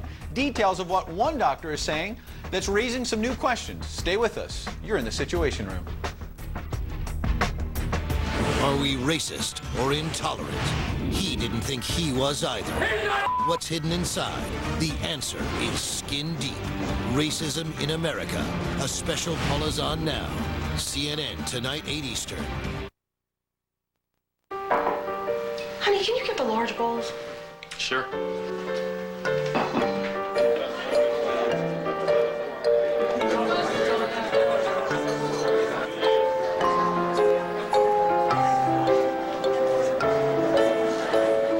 Wasn't it? Yeah, but I think we could add a little more dip. If only those snack bowls and drinks never ran out. Fortunately, Walgreens is close by with all the party supplies you need. Macy's After Christmas Mattress Sale. Enjoy the lowest prices of the season. Sealy Posturepedic Medium Firm Queen 2-piece set, $387. And pay no interest for 12 months when you use your Macy's card. Shop Macy's After Christmas Mattress Sale or call 1-800-MACY-BED.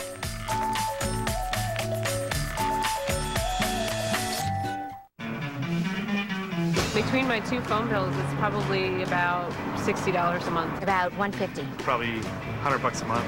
With Vonage, you get unlimited calls to anywhere in the U.S. and Canada, and all the cool features you could ever want are included. And it's just $24.99 a month. Call 1-800-975-4395. Act now and get a prepaid card worth $25. Spend it like cash.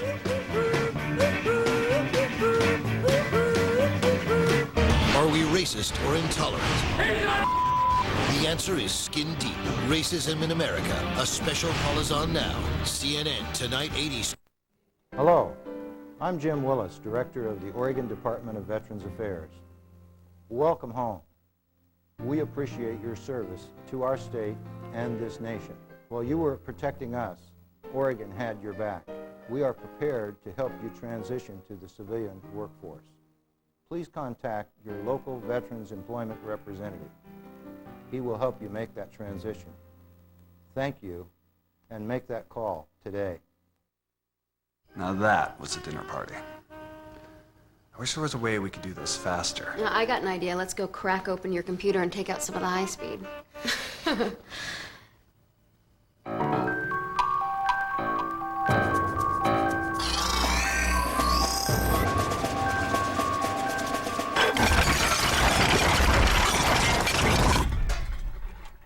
Holy.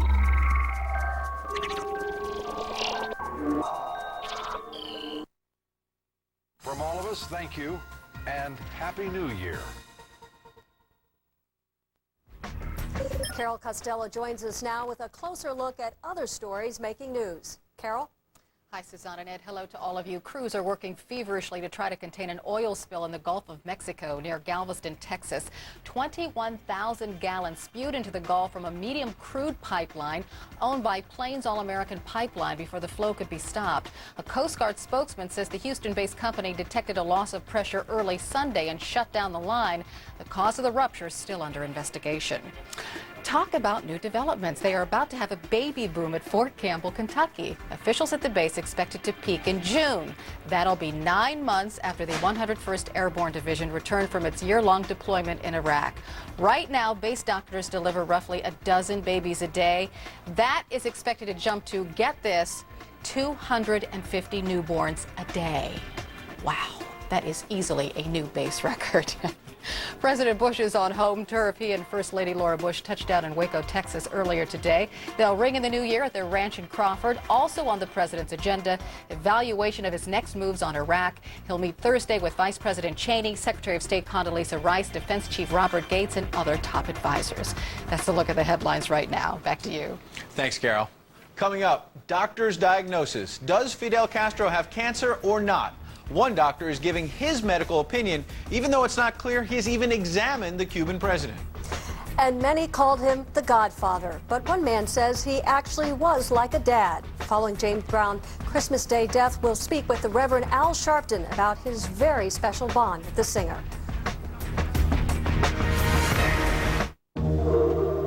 Some of the world's finest diamonds are mined in Namibia. Every year, the diamond industry makes a substantial investment in education, health, and environmental conservation.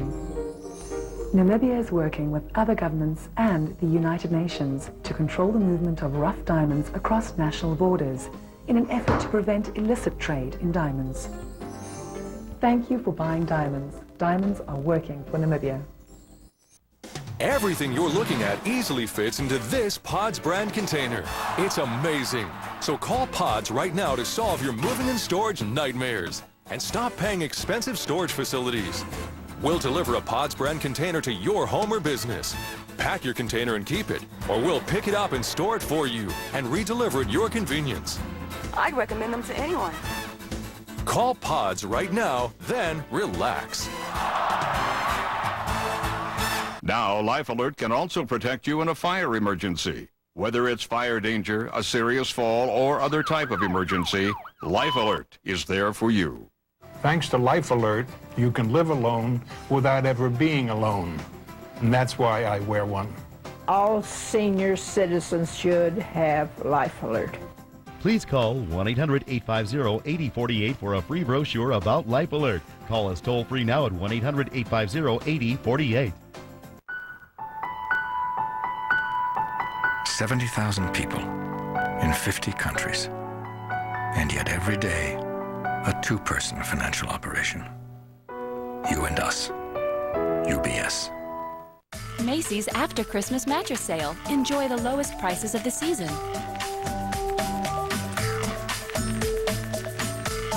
Sealy Posturepedic Medium Firm Queen 2-piece set, $387.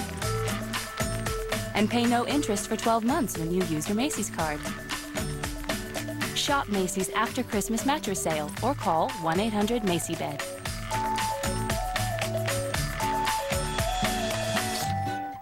Larry King tonight. John Bon Jovi on 2 decades as a rock idol, plus the tabloids and bandmate Richie Sambora. He didn't look for this to happen. It's heartbreaking not only for him and his parents and his daughter, but for Heather too. Larry King, tonight 9 Eastern only on CNN. Hope you join me at the most exciting place on earth, Times Square on New Year's Eve. Join me live with celebrations from around the world, plus music from Lionel Richie, the B-52s, the Goo Goo Dolls, and who knows who else is going to show up. CNN, New Year's Eve, 11 p.m. Eastern.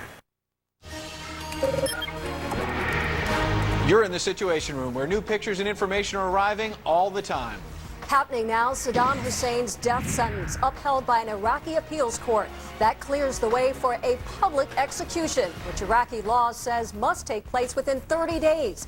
But it's not clear when or where, or even who will witness it. Also, a Spanish doctor raising new questions about the condition of Fidel Castro. He says the Cuban leader is doing, quote, fantastically well. That's quite the opposite of what many believe, including the U.S. government. And his influence stretched far beyond music. The late James Brown touching many lives, including that of the Reverend Al Sharpton. He's standing by to talk with us about the man he considered a father figure. I'm Suzanne Malveaux. I'm Ed Henry. Wolf Blitzer is off today. You're in the Situation Room.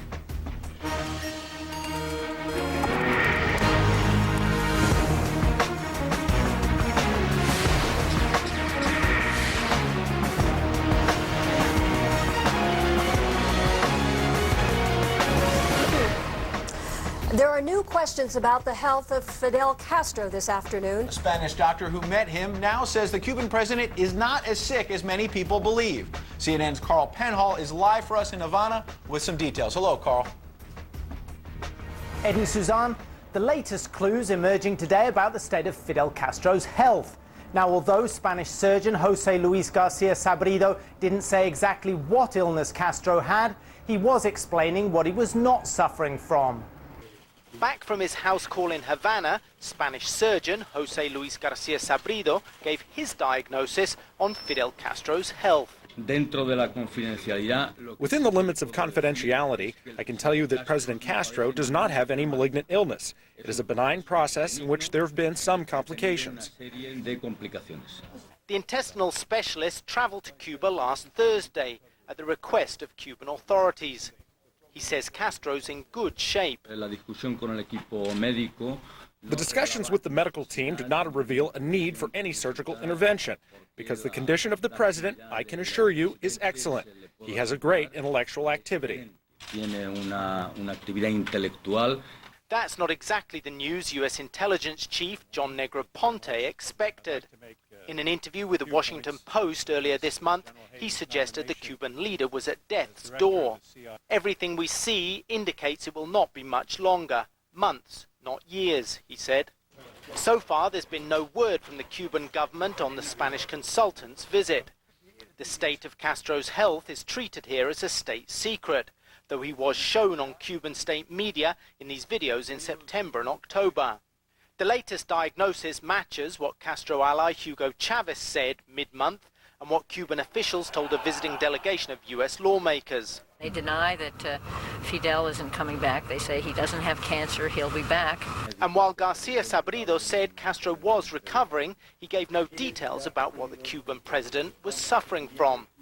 When Castro went under the surgeon's knife in July, he temporarily ceded presidential powers to brother Raul.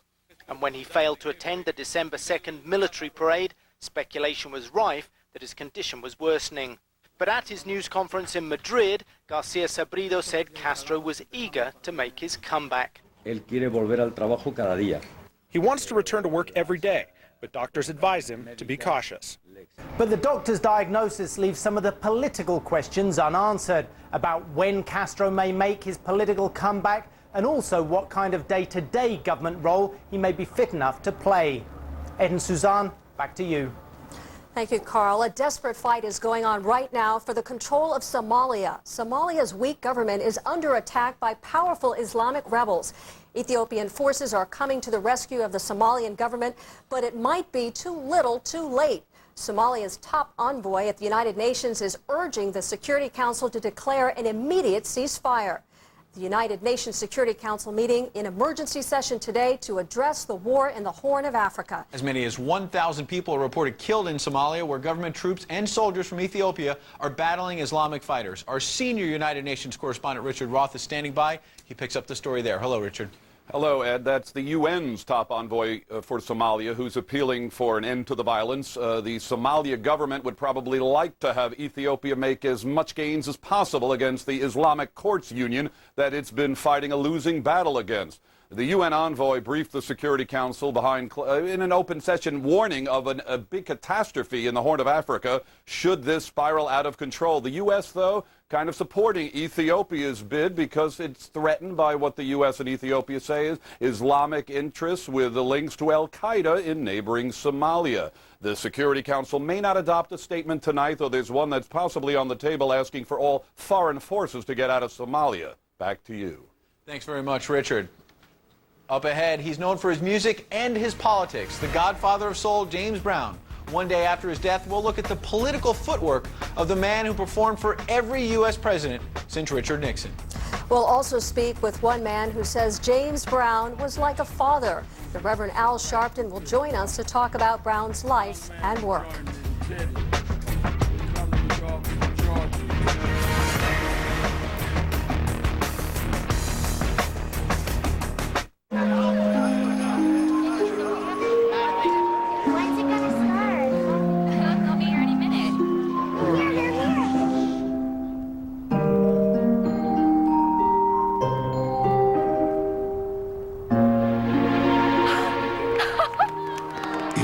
time of year again, when you'll find exceptional values on your favorite Lexus vehicles. The Lexus December to Remember sales event. Fantastic. Quality. Wow. Thanks to the latest Bose technology, it is now possible to have for the first time the same noise reduction benefits in on-ear headphones as we achieved in the award-winning Quiet Comfort 2 around-ear headphones.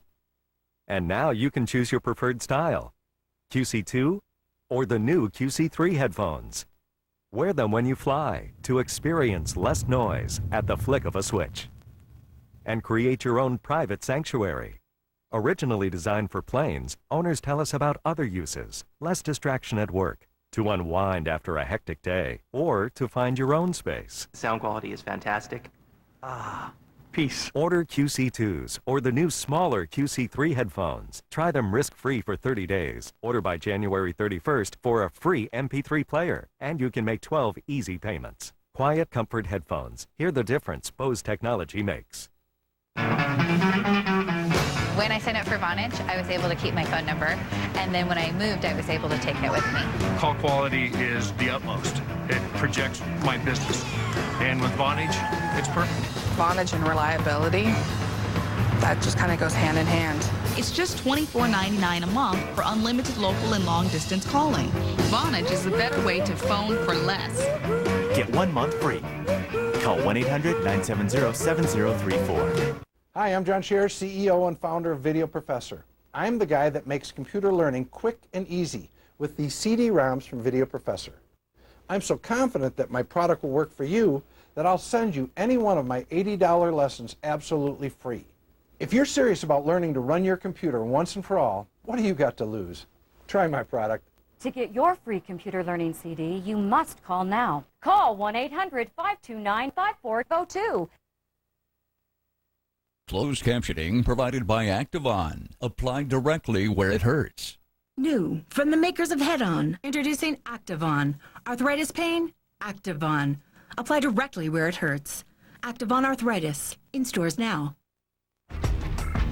And Carol Costello joins us now with a closer look at some other stories making news. Hello, Carol. Hi, Ed. More than 200 people dead, dozens more injured. The toll is expected to rise from today's gas pipeline explosions in Lagos, Nigeria. The blast happened after thieves allegedly ruptured the line and scavengers began collecting the spewing fuel. The scene is described as horrendous, with bodies strewn everywhere. A similar oil disaster killed 150 people earlier this year. Nigeria is Africa's largest petroleum producer. Teams struggle to move piles of rubble that were once low-rise buildings after two powerful earthquakes hit off Taiwan. The first registered a magnitude 7.1. The second, 8 minutes later, was a magnitude 7. Tsunami warnings were issued for Taiwan and the Philippines, but no tsunami occurred. Those earthquakes happened 2 years to the day that a tsunami did strike across South Asia. That event, triggered by a magnitude 9 earthquake, killed an estimated 230,000 people. Whole families were wiped out. Memorials were held for victims across Asia today. Many victims were never found. The U.S. military is considering opening its door wider to non-Americans. It's an effort to counter a struggle to meet recruitment goals. Pentagon officials say ideas like overseas recruiting stations and faster tracks to citizenship are under consideration. The military now under pressure from the White House to find ways to bring in more manpower. Last week, President Bush called for a plan for the first significant increases in overall ground forces since the Cold War. A pair of civil rights groups have filed a suit against a Dallas, Texas suburb for a new law making it a crime to rent property to illegal immigrants.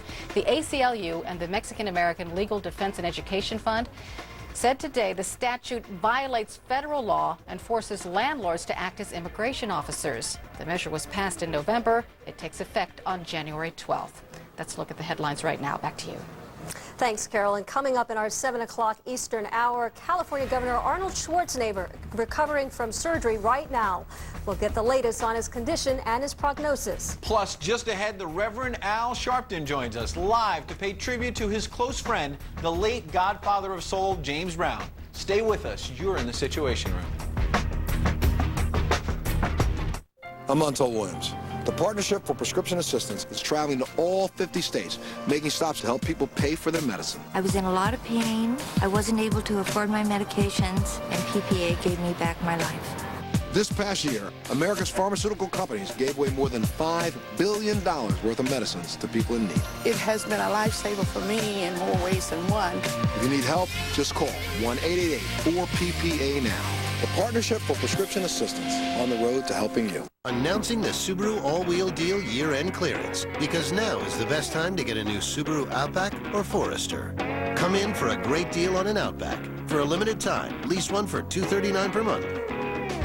The all-wheel drive Outback and Forester. Both are great alternatives to gas-guzzling SUVs, and they have a 5-star crash test rating. Every day is a winding road. Lease one for $239 per month. I get a little bit closer. Hurry in. Offers end January 2nd.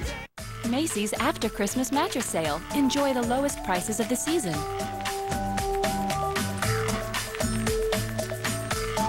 Sealy Posturepedic Medium Firm Queen 2-piece set, $387. And pay no interest for 12 months when you use your Macy's card. Shop Macy's After Christmas Mattress Sale or call 1-800-MACY-BED.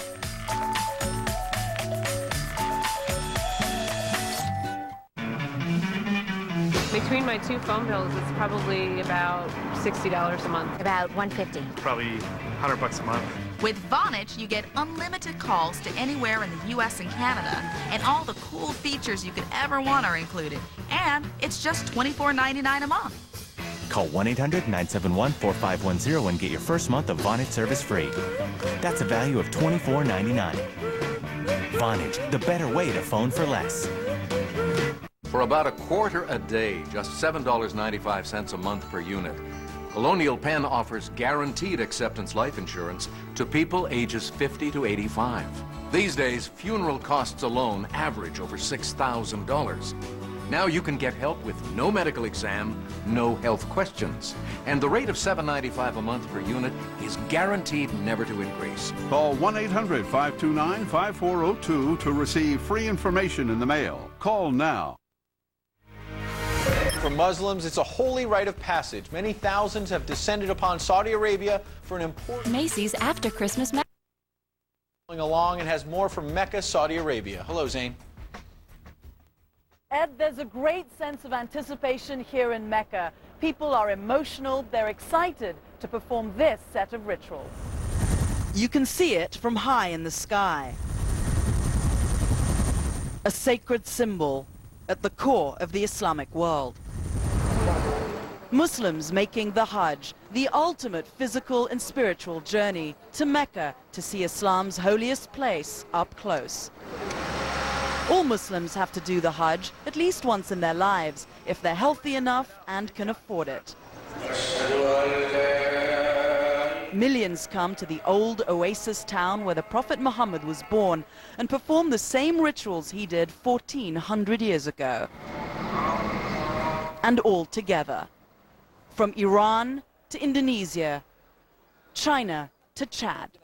Hajj is the representation of unity and diversity. The pilgrims enter Mecca in a sacred state of purity. The men wear two pieces of unstitched cloth. The women dress simply and they cover their heads. The rules are very strict. No violence, no sex, no swearing. The first ritual for pilgrims, circle this black cube, the Kaaba, 7 times, to symbolize that God is at the center of a Muslim's world. Muslims pray in this direction 5 times each day. You're not an individual anymore. You are part of a moving body. Then those here head out to the desert, to the Mina Valley. By car or by foot, they camp out and meditate. At sunrise, they go to the plain of Arafat until sunset. The pilgrims pray, asking for forgiveness. All equal, all the same, regardless of who they are, where they're coming from, what race, what language. And they are there calling the name of God. Next, a dangerous moment in the Hajj. 3 days of stoning, a ritual symbolizing the rejection of the devil's temptation. It's here that often deadly stampedes happen. Finally, back to Mecca and around the Kaaba, and then a return to the pilgrim's regular life, with a clean bill of spiritual health, and to the feast called Eid, celebrated by all Muslims around the world. The Hajj begins on Thursday. Pilgrim safety and security is key. Officials have deployed about 50,000 security personnel. Ed? Thanks, Zane. Fascinating story. Up ahead, he's known for his music and his politics. The godfather of soul, James Brown. One day after his death, we'll look at the political footwork of the man who performed for every U.S. president since Richard Nixon. We'll also speak with one man who says James Brown was like a father. The Reverend Al Sharpton will join us to talk about Brown's life and work.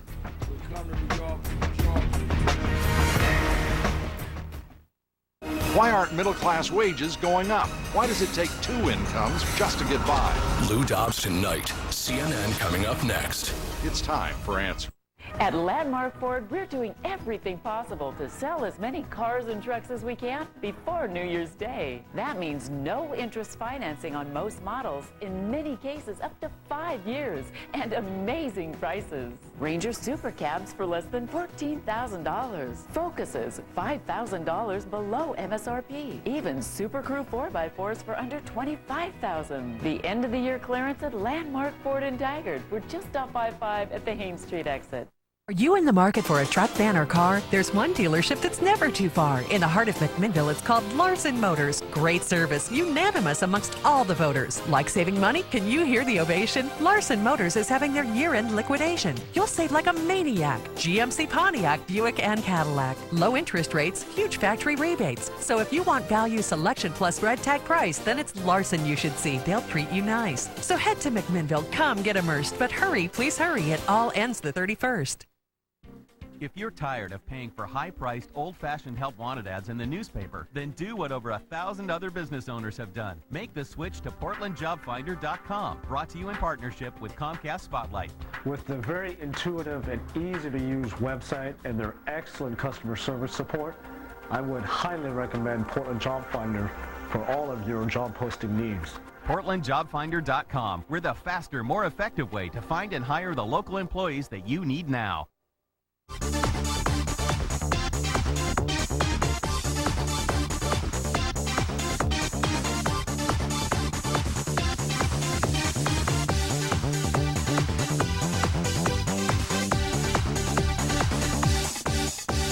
PD Exposed is brought to you by American Laser Centers. Go to PDExposed.com now and register for your chance to win $1,500 in laser hair removal from American Laser Centers. Feels sexy for winter. Register to win now at PDExposed.com.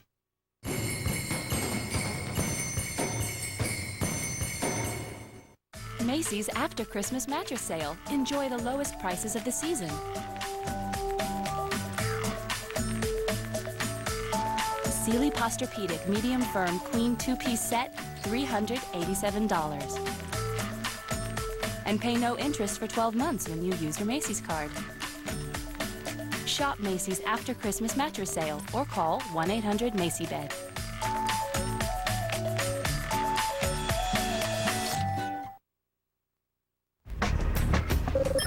Picking up the pieces after a terrifying Christmas day. Tornadoes that hopscotched across Florida left hundreds homeless, but counting their blessings.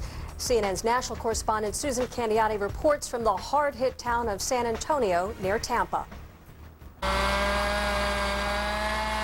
A chorus of chainsaws, not what you expect to hear Christmas morning. The wind picked up, and like everybody says, you know, you hear the train coming, and that's exactly what it was. Columbia County, west of Jacksonville, hit early. Authorities say a likely twister cut a 7-mile path of destruction. It was terrible. My wife was looking out the window. All could she see was just white. Damage expected to run at least $3.5 million, yet no serious injuries. Incredibly for some, a holiday dinner served after all. The bird is in the oven. Everything's okay. Everybody's okay. We're going to cook that bird and go in there and enjoy it, and thank God we're still alive. A few hours later, another severe thunderstorm took aim north of Tampa. It hit so fast with power that it was only, I would say, 45 seconds, and it was gone. Gone, but not easily forgotten. Strong winds peeled off roofs and uprooted trees in Pasco County. Fortunately, police say, no one critically injured. The roofs are gone from a lot of these houses and they're collapsed. There was cars still in the garage. It's just devastated. In Volusia County near Daytona Beach, about 50 planes crushed, crumbled, and piled on top of each other at internationally known flight school Embry-Riddle. It's just like a war zone. I mean, Embry-Riddle took a beating. What happened here at the apartment complex and further on up, how we didn't lose any lives, God was smiling on us. Up to 200 mobile homes also damaged in the area, but no lives lost. I'm amazed, absolutely amazed that we didn't, because by all rights, we should have a number of fatalities. Now to devastation regarding another natural disaster. 2 years after a devastating tsunami, ceremonies today to mark that occasion. Hundreds of thousands killed, millions of aid dollars given, pledged, and spent. Where do things stand? CNN's Anjali Rao has a closer look. First, the sea receded, and then came a wall of water nothing could withstand.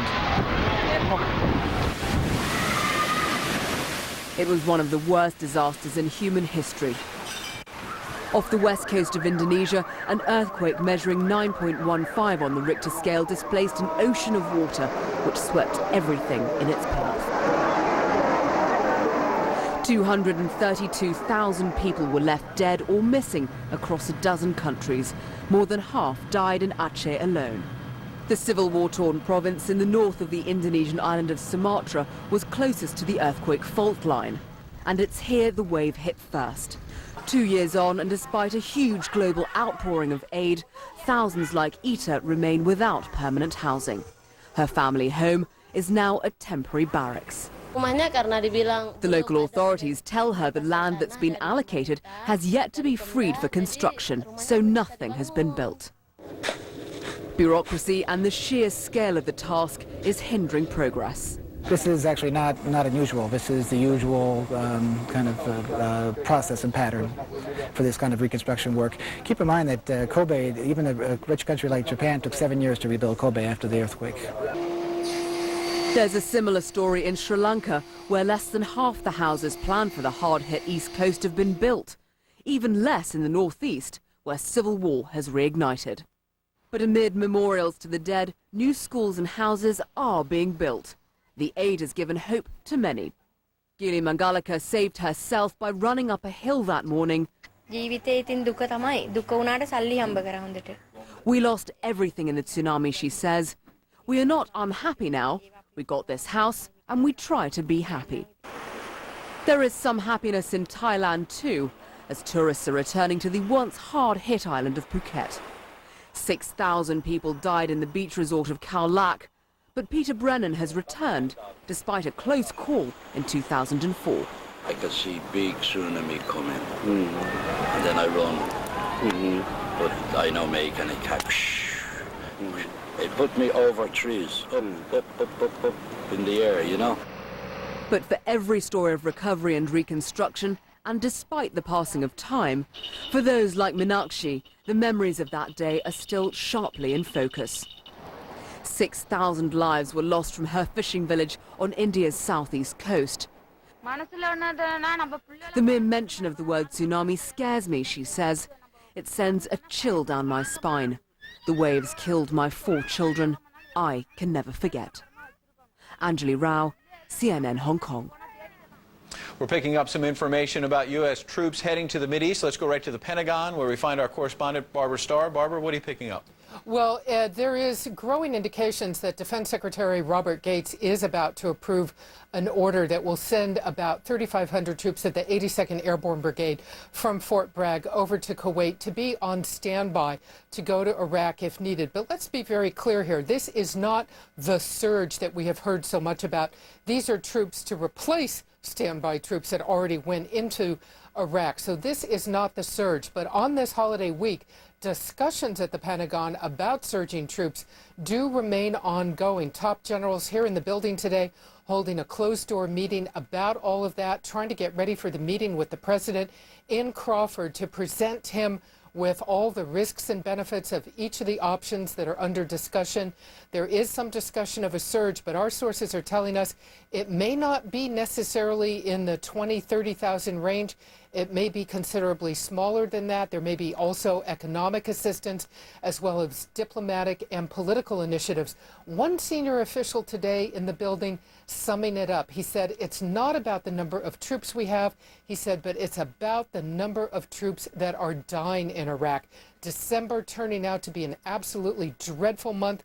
Already 88 casualties. That follows October, 106 casualties, two of the deadliest months of the year. And with these casualty rates remaining so high, that is a major concern. Sending more troops might just present more targets to attack. Ed? Now, Barbara, if there's a surge, and obviously it's a big if, we don't know whether it's going to happen or not, can you walk through a little bit about how the U.S. would go about getting those troops? We know that in the long term, President Bush has already declared he wants to increase the size of the military, but we know that there are not enough troops right now to be sent. Would people there have to stick around? Well, right, and that is one of the major topics of discussion behind the closed doors here in the Pentagon. Consider this, Ed. Right now, U.S. troops are at the beginning, essentially, of a rotation period in Iraq. So there aren't a lot of troops to leave in place that might have been coming home because they're already staying for that one-year tour of duty. They can accelerate some troops that might be going later in the year, but again, there wasn't a scheduled rotation around this time frame, so everybody is pretty much in place where they were going to be. So it is becoming a significant issue. How do you generate the forces that are trained and ready for the combat zone and get them over there? And while all this discussion is going on, what are the insurgents, what are the death squads doing in anticipation of any surge of U.S. military forces? Are they using this time simply to reposition themselves and rearm themselves? All of this a considerable concern right now. And Barbara, just to clarify, this deployment, repositioning at least of U.S. troops, is that something that requires the president's signature or his approval, or is this something that the defense secretary essentially can do on his own? Well, essentially, in a practical sense, the Secretary of Defense and the Chairman of the Joint Chiefs can do this on their own. I think it's only realistic to think at this point that Mr. Gates is certainly discussing this with the President, as are the generals. This was part of what was on the table during those Baghdad meetings.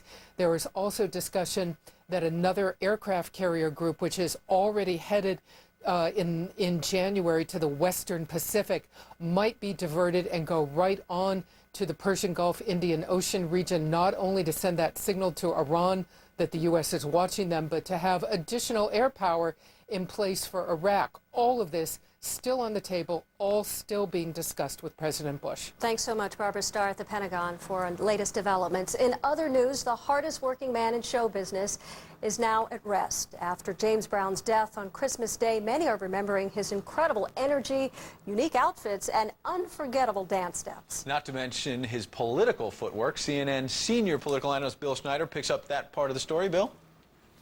Ed, he made us all feel good, but there was more to James Brown than just music.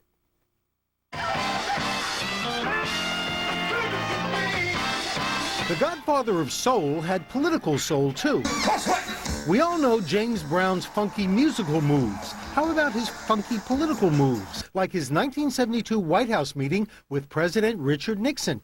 Eat your heart out, Elvis. The meeting with Brown was preserved on the White House audio tapes. The president and the godfather of soul discussed the memorial to Martin Luther King Jr. A project in Atlanta to make his birthplace a monument. James Brown was proud of his political connections. He performed for every president from Richard Nixon through our president today. And he was very proud of that as well. Brown and Al Sharpton visited President Ronald Reagan in 1982. President Clinton identified with the rock star at this 1997 Congressional Black Caucus dinner. I am profoundly grateful to the Congressional Black Caucus for making a dream of a lifetime come true. I am the opening act for James Brown. He identified with Brown's politics, too. One of James Brown's songs, he says, "I don't want nobody to give me nothing. Just open up the door, I'll get it myself." In the 1960s, James Brown had a powerful influence on black consciousness. He didn't act white. He was black and proud. In fact, he invented that phrase in his 1968 song, Say It Loud, I'm Black and I'm Proud. That year, Brown went to Vietnam to perform for the troops. In 2003, when Colin Powell presented Brown with the Kennedy Center honor, the Secretary of State recalled Brown's soul music pouring out of Army hooches in Vietnam. In 1968, a Look magazine cover story asked, "Is this the most important black man in America?" That was after the King assassination, when Brown gave a concert in Boston and spoke out against rioting. He's credited with helping prevent violence that night. Now, at the Kennedy Center Honors 3 years ago, Brown offered this advice, quote, "I've been all over town. There's one thing I've found. If you want to get down, find James Brown." Good advice for politicians as well as music lovers. You feel good, Ed? I do. We always feel good when you're in the Situation Room, Bill. And Bill, you said you had some of those moves down and back in the day. Well, if you give me a platform, and I'll be happy to demonstrate. Well, Bill, also, he performed for a lot of presidents, dating back to Richard Nixon. He was somebody who was part of the political culture. He was, and it's certainly the case that in the 60s, a very turbulent decade, he was a real voice for a lot of African Americans in that era who were just coming to a consciousness of their political interests, and he's helped stimulate it. Remember, he's the one who originated the phrase in song, "Black and Proud," and that helped transform racial consciousness in this country. Thanks very much, Bill Schneider, our senior political analyst. Now, we were hoping to bring you an interview with the Reverend Al Sharpton about the life and times of his close friend and father figure, the R&B legend James Brown. He's running behind schedule, but stay tuned. The 7 o'clock hour Eastern time here, we're going to have Reverend Sharpton. Another hour with Suzanne and I will get to ask some questions of the Reverend Sharpton. We're here every weekday afternoon from 4 to 6 Eastern. We're back on the air at 7 p.m. Eastern, just 1 hour from now. Until then, I'm Ed Henry. And I'm Suzanne Malveaux. Lou Dobbs Night starts right now. Christine Romans is in for Lou. Christine? Thanks, Ed and Suzanne. Tonight, a new wave of violence in Iraq. 15 of our troops are killed in the past 4 days. Nearly 50 Iraqis are killed in the past 24 hours. We'll have a special report from Baghdad. And pro-amnesty Democrats and Republicans make plans to offer citizenship to millions more illegal aliens. They also want to scrap plans to build a new fence along part of our southern border. All of that and a great deal more straight ahead.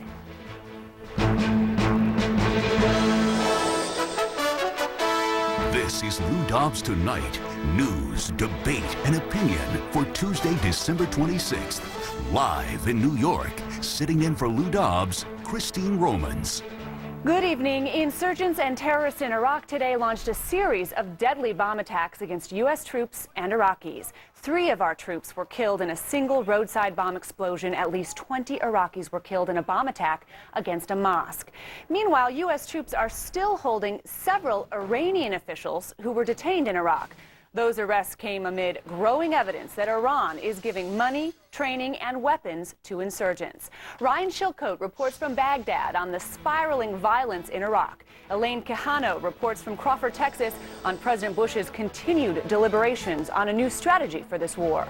And Barbara Starr reports from the Pentagon on Iran's meddling in Iraq. We turn now first to Ryan Chilcote in Baghdad. Ryan? Christine, a series of attacks in Iraq today. We start in the Iraqi capital where a triple bombing went off at a busy intersection. 3 bombs going off in short succession, killing at least 16 Iraqis, wounding 75 more. Not at all clear what the goal of that attack was. Then later in the day, another bombing in the Iraqi capital, this time going off outside of a Sunni mosque. At least 20 Iraqis killed in that attack, almost twice wounded, almost twice that number wounded. The Iraqi police also telling us that they found a total of 41 bodies in the Iraqi capital, a manifestation usually of the sectarian killings that we've seen here. That brings the total number of bodies found in the month of December in the Iraqi capital to more than 850. And then another reminder of how cruel these attacks can be in the city of Kirkuk, a bomb going off outside of a school. At least 3 children killed in that attack, another 8 wounded. Christine? Ryan Chilcote reporting. In other news from Baghdad, an Iraqi appeals court today upheld the death sentence against Saddam Hussein. The appeals court ruled that Saddam Hussein should be executed within 30 days. The former Iraqi dictator was sentenced to death on November 5th for crimes against humanity. Insurgents in Iraq have killed 15 more of our troops over the past 4 days, 3 of them in a roadside bomb attack today. 88 of our troops have been killed or have died in Iraq so far this month. December already the second most deadly month of the entire year for our troops. 2,977 of our troops have been killed or have died in Iraq since this war started. 22,401 of our troops have been wounded, 10,050 of them so seriously they could not return to duty within 3 days. President Bush will discuss his war strategy with members of the National Security Council later this week. Among the options under consideration, a temporary surge in the number of U.S. troops serving in Iraq. Elaine Quijano reports from near the president's ranch in Crawford, Texas. Elaine? Well, Christine, President Bush arrived here in Texas earlier this afternoon, and at his ranch in Crawford, the president this week will continue his deliberations over what to do next about his Iraq policy, trying to find ways to quell the ongoing violence there. Now, on Thursday, as you mentioned, the president will be meeting with the National Security Council to discuss various options. A spokesman reiterated today, though, not to expect any major decisions to come out of that meeting, but rather described it as part of the ongoing consultations. Now, over the weekend, in fact, those consultations we saw continued. The president sat down with his new defense secretary, Robert Gates, at Camp David. Gates is just back from a 3-day trip to Iraq, during which he heard opinions from top generals about what the various options were and what their opinions were. Meantime, today there was in fact some good news for the White House. As you noted, an Iraqi court did in fact uphold the death sentence of Saddam Hussein, and reacting to it today, White House Deputy Press Secretary Scott Stanzel told reporters aboard Air Force One that the Iraqis deserve praise for using the institutions of democracy to pursue justice, and said, quote, "Today marks an important milestone in the Iraqi people's efforts to replace the rule of a tyrant with the rule of law. Saddam Hussein has received due process and legal rights that he denied the Iraqi people for so long. So this is an important day for the Iraqi people." Now, meantime, the political pressure, however, is intensifying on President Bush to change course when it comes to his Iraq policy, particularly as Democrats prepare to take control of Congress next month. But of course, a spokesman today reiterating that the president will only announce changes when he is comfortable. We are, though, Christine, as you know, expecting the president to make some sort of speech to the nation on his Iraq policy, announcing those changes in the early part of the new year. Christine? All right, Elaine Quijano in Crawford. Thank you, Elaine. U.S. national security officials are becoming increasingly concerned about Iran's efforts to drive the insurgency in Iraq. American troops in Iraq are still holding several Iranian officials, and that's raising new suspicions about Iran's role in this war. Barbara Starr reports from the Pentagon. Barbara? Well, Christine, this is a very sensitive issue, and the U.S. military is not saying much about it. What they are confirming is this all happened on December 20th and 21st. There were 2 targeted raids, one against a compound, one against a vehicle. They say that they had intelligence, that they moved against these targets, and they came up with about a dozen people that they took into custody. Now, 2 of them claimed diplomatic status with the government of Iran, and they were released. Apparently 2 others, a security man and a driver, also released. But now a number of those people still being held. We are not being told exactly how many. Apparently the suspicion is that they are members of the Iranian military, that they were in Iraq claiming to be on legitimate business dealing with the new Iraqi government, but they were taken into custody. It is believed that some documents were seized along with them, and they are now undergoing interrogation by the U.S. government as to what exactly their business was inside Iraq and where their relationship back to Tehran exists. Are they there at some orders of the Iranian government? All of this, as you say, a very significant concern. The U.S. military stepping up its rhetoric in recent weeks, saying that Iran is shipping weapons, technology, training, manpower, and personnel into Iraq, trying to foment the Shia unrest, the Shia death squads in southern Iraq. So a lot of concern that these people may be tied to some of that death squad and militia activity. Christine? All right, Barbara Starr at the Pentagon. Thank you, Barbara. Iran is stepping up its nuclear defiance against the rest of the world. Tehran is refusing to suspend its nuclear weapons program despite United Nations sanctions. Now the Iranian parliament is debating a plan to withdraw all cooperation from the International Atomic Energy Agency. Anish Rahman reports from Tehran. Anish? Christine, good evening. It could prove a very dramatic development to the Iranian nuclear dispute. Iran's parliament is set any day now to vote on a measure that would suspend Iran's participation with the UN's nuclear watchdog, the IAEA. Now, why is it such a big deal? Well, if the measure is upheld, Iran could kick out IAEA inspectors that are here and pursue its nuclear ambitions in secret. Iran has said from the start it's pursuing peaceful civilian nuclear technology. Fears, though, have been raised by the U.S. and Israel, among others, that Iran is pursuing a nuclear weapon. The discussion in Parliament was sparked by sanctions just slapped on the Islamic Republic by the United Nations for its continued nuclear defiance. Those sanctions haven't worked, though. Iran continues its nuclear program and, as confirmed today by the foreign minister, continues its construction of some 3,000 centrifuges at a nuclear site in the city of Natanz. Iran is showing no indication it'll suspend its program, even if for only negotiations. Iran said it suspended to talk with other countries for 2 years. Those talks, Iran says, amounted to nothing. Instead, as the U.S. says it won't talk to Iran without a suspended nuclear program, next year proves make or break. A critical situation now exists with Iran's nuclear program.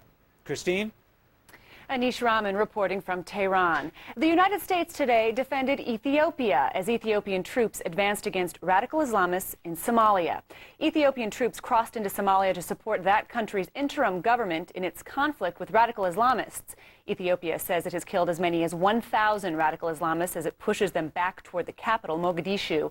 The United States says Ethiopia has strong security concerns in Somalia. But the State Department called on Ethiopia to, quote, exercise restraint. Still to come, a sharp increase in nuclear smuggling worldwide. Could terrorists detonate a nuclear bomb in one of our cities? We'll have a special report. Also, pro-amnesty lawmakers consider plans to offer citizenship to millions more illegal aliens. We'll have a special story. And small communities all across this country are struggling to defend themselves against the illegal alien lobby. The mayor of one of those communities, Lou Barletta of Hazleton, Pennsylvania, will be our guest.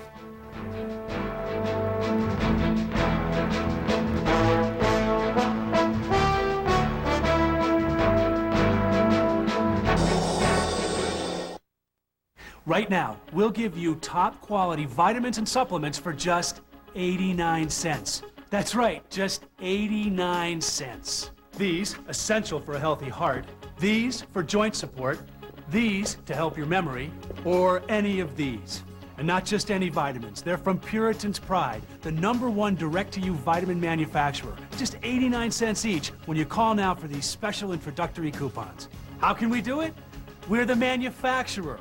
We make them with the highest quality ingredients. We sell them directly to you, and right now you can try them for just 89 cents. There's no obligation. Your satisfaction is 100% guaranteed.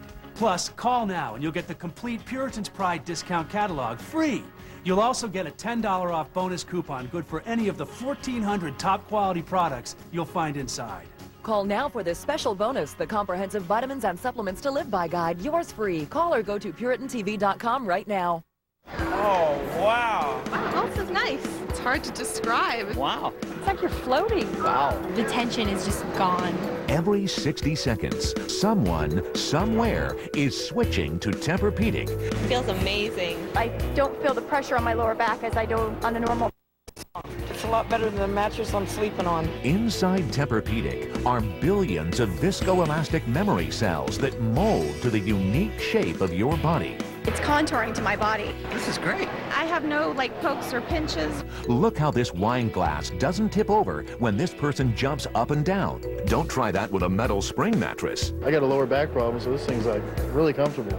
Call now for your free Tempur material sample and deep sleep kit. Call 1-800-913-7938. That's 1-800-913-7938. You can't put a price on sleep. Okay, good night now.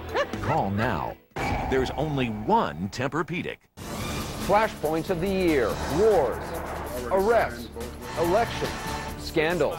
Which events of 2006 will shape 2007? A 360 special presentation, Flashpoint.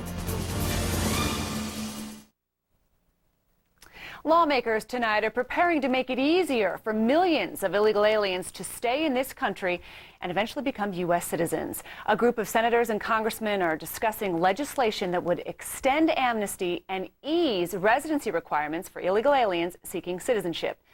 Casey Wine reports. Since the day Democrats won control of Congress, lawmakers favoring illegal alien amnesty have wasted no time flexing their muscles. First, the incoming chair of the House Homeland Security Committee vowed to kill funding for the border fence and backed a scheme critics call amnesty. We need a comprehensive border security and immigration plan, not a piecemeal plan. Then incoming Senate Majority Leader Harry Reid claimed an amnesty mandate from Hispanic voters. We won big time with Hispanics. We won because they accepted what we were trying to do. Comprehensive immigration reform. Now, 4 key Democrat and Republican lawmakers are discussing amnesty for as many as 5 million additional illegal aliens. Senators Ted Kennedy and John McCain and Congressman Luis Gutierrez and Jeff Flake are considering a new immigration bill that would weaken even the pro-illegal alien legislation passed by the Senate in May. That bill sought to authorize a path to citizenship for 7 million illegal aliens who've been in the country for at least 5 years. Another 5 million here 2 to 5 years would have been required to leave temporarily. They could apply for amnesty as long as they paid back taxes and did not have serious criminal records. But congressional staffers now confirm the 4 lawmakers are discussing eliminating that requirement and allowing all qualified illegal aliens who've been in the U.S. at least 2 years to immediately get on a path to citizenship. Senator Kennedy says he's very hopeful about this, both in terms of the substance and the politics of it. A Kennedy staffer says he's optimistic in part because President Bush continues to be a vocal supporter of the so-called comprehensive approach. I strongly believe that we can and must get a comprehensive immigration plan on my desk this year. However, Senator John Cornyn, a key proponent of strong border security, calls proposals to kill the border fence or expand citizenship eligibility non-starters. Now, the previous Senate plan was criticized by activists on both sides of the illegal immigration debate as unworkable because it would have likely encouraged many more illegal aliens to commit document fraud, trying to prove that they're either long-term residents or workers in the United States. Of course, that same thing can be said about this current proposal, Christine. So instead of trying to prevent document fraud, then what you do is say, okay, we'll put everybody in the same path to citizenship. That seems like it could be very hard to find any kind of consensus on that kind of a deal. How close is this to being a done deal then? It's not close at all, although supporters of this deal say they're very optimistic that it will happen. They do admit that they will run into a lot of opposition in Congress. Supporters say that one key is going to be President Bush's level of support for this proposal. The White House would not comment on this specific proposal, would only say it's looking forward to working with the new Congress, Christine. And the president signed the border fence bill. He sure did, and it sure seems clear now that the new leadership in Congress is committed to not funding that border fence bill. So who knows where we go from there. All right. Casey Wine. Thank you, Casey. Okay. 2 Long Beach, California police officers tonight are in critical but stable condition after being shot. A manhunt is underway for a suspect who may be in this country illegally. The officers were shot during a traffic stop. According to the Long Beach police chief, the suspect with a long criminal history has been deported at least once. The chief said it was unclear how that suspect re-entered the country. The city of Escondido, California, has yielded to legal pressure in its efforts to crack down on illegal immigration. City officials have dropped their plans to enforce a law that would prevent landlords from renting to illegal aliens. Escondido faced a federal lawsuit from illegal alien advocacy groups and the American Civil Liberties Union. But another city, Hazleton, Pennsylvania, remains unbowed to ACLU pressure as its case moves through the courts. Bill Tucker reports. The city of Hazleton, Pennsylvania is vowing to fight on in its efforts to crack down on illegal aliens. Hazelton's up against a formidable foe, the American Civil Liberties Union, which has deep pockets lined by anonymous donors and an army of lawyers. In its fight, the city of Hazleton is outgunned on the legal front by more than 4-1. The mayor of Hazleton, Lou Barletta, admits his opponents have told him straight to his face they will bankrupt the city if they have to. That's the type of intimidation that cities around the country are facing when they take on illegal immigration on the local front. But Mayor Barletta says that scare tactics haven't deterred him yet. He says, quote, "This is one small city that won't back down. We will fight this to the highest court in the land if we must." To help pay for the fight, the town started the website smalltowndefenders.com. The town has received just over $50,000 in donations through it. Virtually all of those donations have been in $10 and $20 increments. The largest, though, was a $10,000 donation from Joey Vento, owner of Gino's Cheesesteaks in Philadelphia. It's not nearly enough. Advocates of cities and towns wanting to pass legislation dealing with the rising number of illegal aliens in their community say cost are a matter of perspective. The costs of doing nothing far outweigh any purported benefits from burying your head in the sand and avoiding legal fees. Ask Hazleton's mayor for an example of such costs, and he points to education costs and police overtime. Nevertheless, the number of cities willing to take on the issue of illegal immigration is dwindling in the face of well-heeled organizations who stand ready to serve as advocates for people with illegal standing. Bill Tucker, CNN, New York.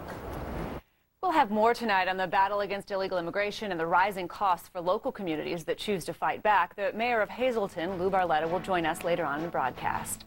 Two groups that support illegal aliens today filed a suit against a Texas town that passed a law banning landlords from renting to illegal aliens. Farmers Branch passed that law last month to control problems it says are caused by illegal immigration. The suit filed against the town claims the measure violates federal law and forces landlords to act as immigration agents. Still ahead here tonight, an American company will build a $1 billion computer chip plant, but it won't be in this country. We'll have a report on what country is reaping the benefits. A Coast Guard plan to modernize its fleet has turned into a nightmare for both the Coast Guard and taxpayers. We'll have the details. And there's an increase in the number of illegal sales of nuclear material. Are terrorists buying? We'll have a report. Stay with us.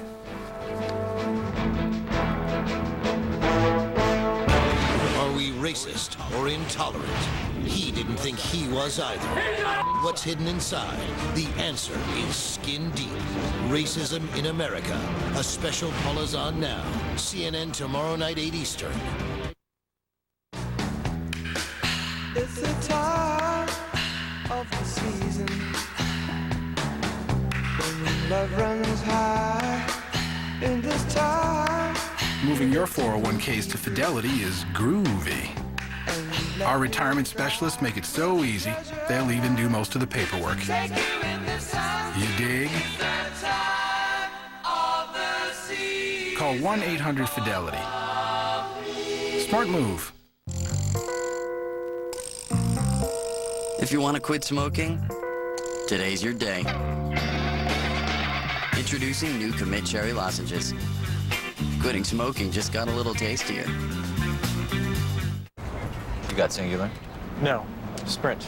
Sprint mobile broadband downloads 5 times faster than Singular's Edge. Well, I'm done. Because in business, it pays to keep moving. Get the power of the nation's largest mobile broadband network. Get a free mobile broadband card. Visit sprint.com/mobile broadband. Sprint. Power up. A full hour with Danny Bonaducci. He opens up about his addiction, his anger, and his shocking life outside the spotlight. Glenn Beck's Got Issues. Headline News Prime. Tonight, 7 and 9. Your fireplace adds so much to your home, and Gordon's can add even more.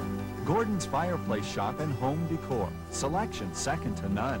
Glass screens, fire accessories, high-efficiency natural gas fireplaces, plus home furnishings that will add to the warmth of your home. Portland's finest selection of fireplace screens, gas logs, and gas fireplaces on sale today. Everything for your fireplace. Gordon's Fireplace Shop and Home Decor. Open 7 days a week. So do you have friends in New York? Yeah. What home phone service do you use? Comcast, definitely. I get unlimited calling in the U.S. and Canada. Great local customer service. All my favorite calling features. Voicemail notifies me online. It works on the phones I already have. I got to keep my phone number. And we only pay $33 a month for the whole year. For just $33 a month, Comcast is giving people something to talk about. Call 1-800-COMCAST today. From all of us, thank you and best wishes in 2007. New fears tonight that thousands more American jobs could be exported to cheap overseas labor markets. President Bush last week signed a bill to normalize trade relations with Vietnam. Critics say that law will simply add to the suffering of middle-class Americans already reeling from the impact of unfair competition from China. Lisa Sylvester has our report. President Bush embraced Vietnam as the United States' new favorite trade partner. He signed a bill that grants Vietnam permanent normal trade relations, a status that helped turn China into a manufacturing giant seemingly overnight. It's in the interest of the United States to promote prosperity around the world. And the best way to do so is through opening up markets and free and fair trade. Vietnam is poised to be a major destination for U.S. multinational corporations looking for cheap labor. Intel is planning on building a $1 billion computer chip plant there. U.S. foreign investment, which was $4 billion this year, is expected to double next year. And trade between the United States and Vietnam has increased 400% in the last 5 years. Critics say it may be free trade, but it's not fair trade. We really think our policymakers should be thinking at every turn about how to keep good jobs home in the United States, how to make it possible for American workers and farmers and producers to succeed by producing on American soil. Dave Frangel works at Penn United Technology, a tool and die shop. He says nearly half of the companies in his industry have gone out of business or were bought out by companies operating in China, where workers are paid in cents instead of dollars, and labor and environmental standards are ignored. Frangel fears with Vietnam a player, it will only become worse. As long as they do that, and we're the nice guys that play by the rules, and we're forced to integrate with economies that don't play by the rules, this is going to be the result. It'll be the loss of our way of life as they continue to suck our wealth away. Frangel says it's a race to the bottom. Next stop, Vietnam. Trade between the two countries has been mainly a one-way street.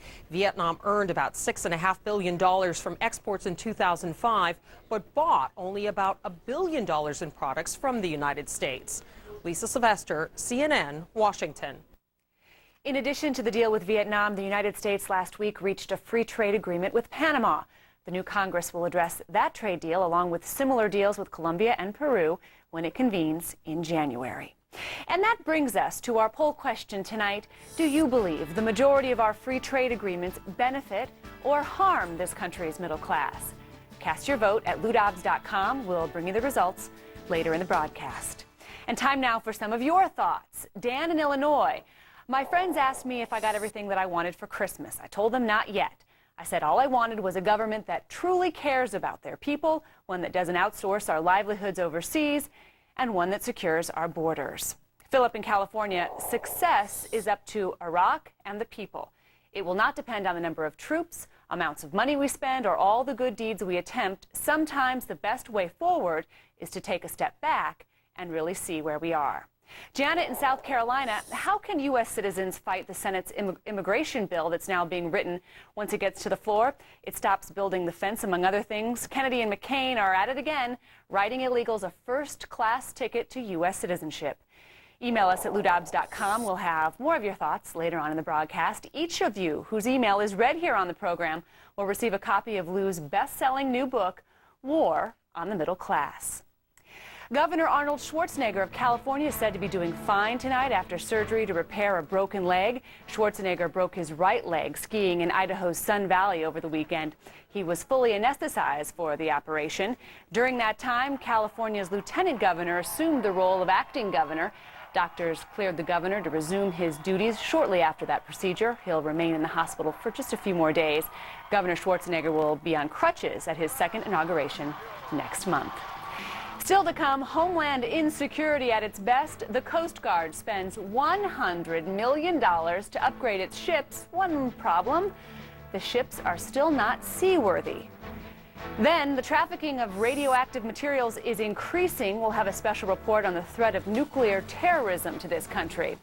And more wild weather. Denver braces for another massive storm as the southeast recovers from a pair of tornadoes.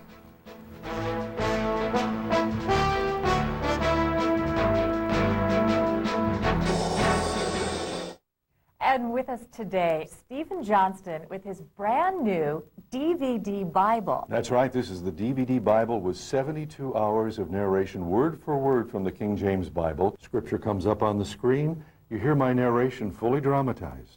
God said, "Let there be light." It's perfect for Bible study. With the touch of your remote, you can go to chapter and book. It's easy. Most audio Bibles come on CDs with no pictures, no scripture on the screen, and they cost as much as $100. But today, you get the entire King James Bible, both Old and New Testament, for just $29.95. There's a tour of the Holy Land, gallery of photos with all its rich history. When you order now, you get the Children's Bible Favorites free.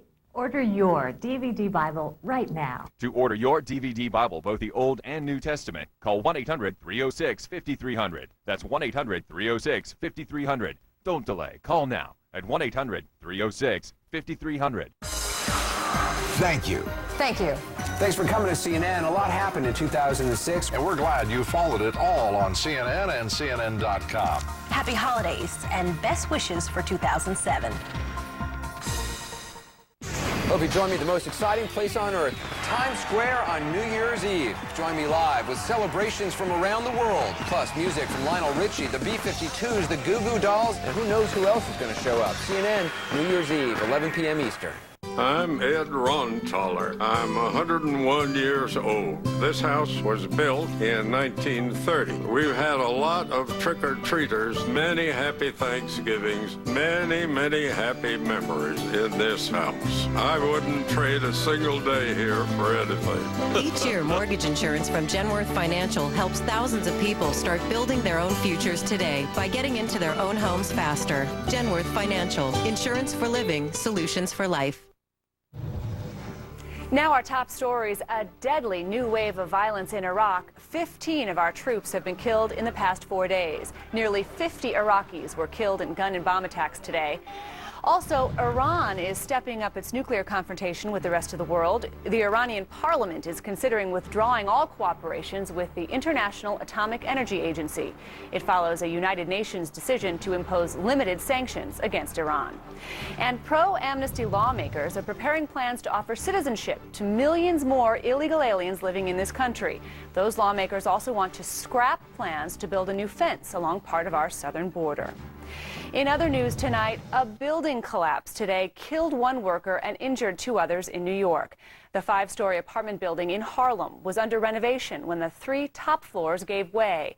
1 man was killed instantly. 2 others were hospitalized. They are in stable condition. Emergency crews are cleaning up in the southeast after violent storms struck the region. Hundreds of people lost their homes after 2 confirmed tornadoes touched down in northern and central Florida.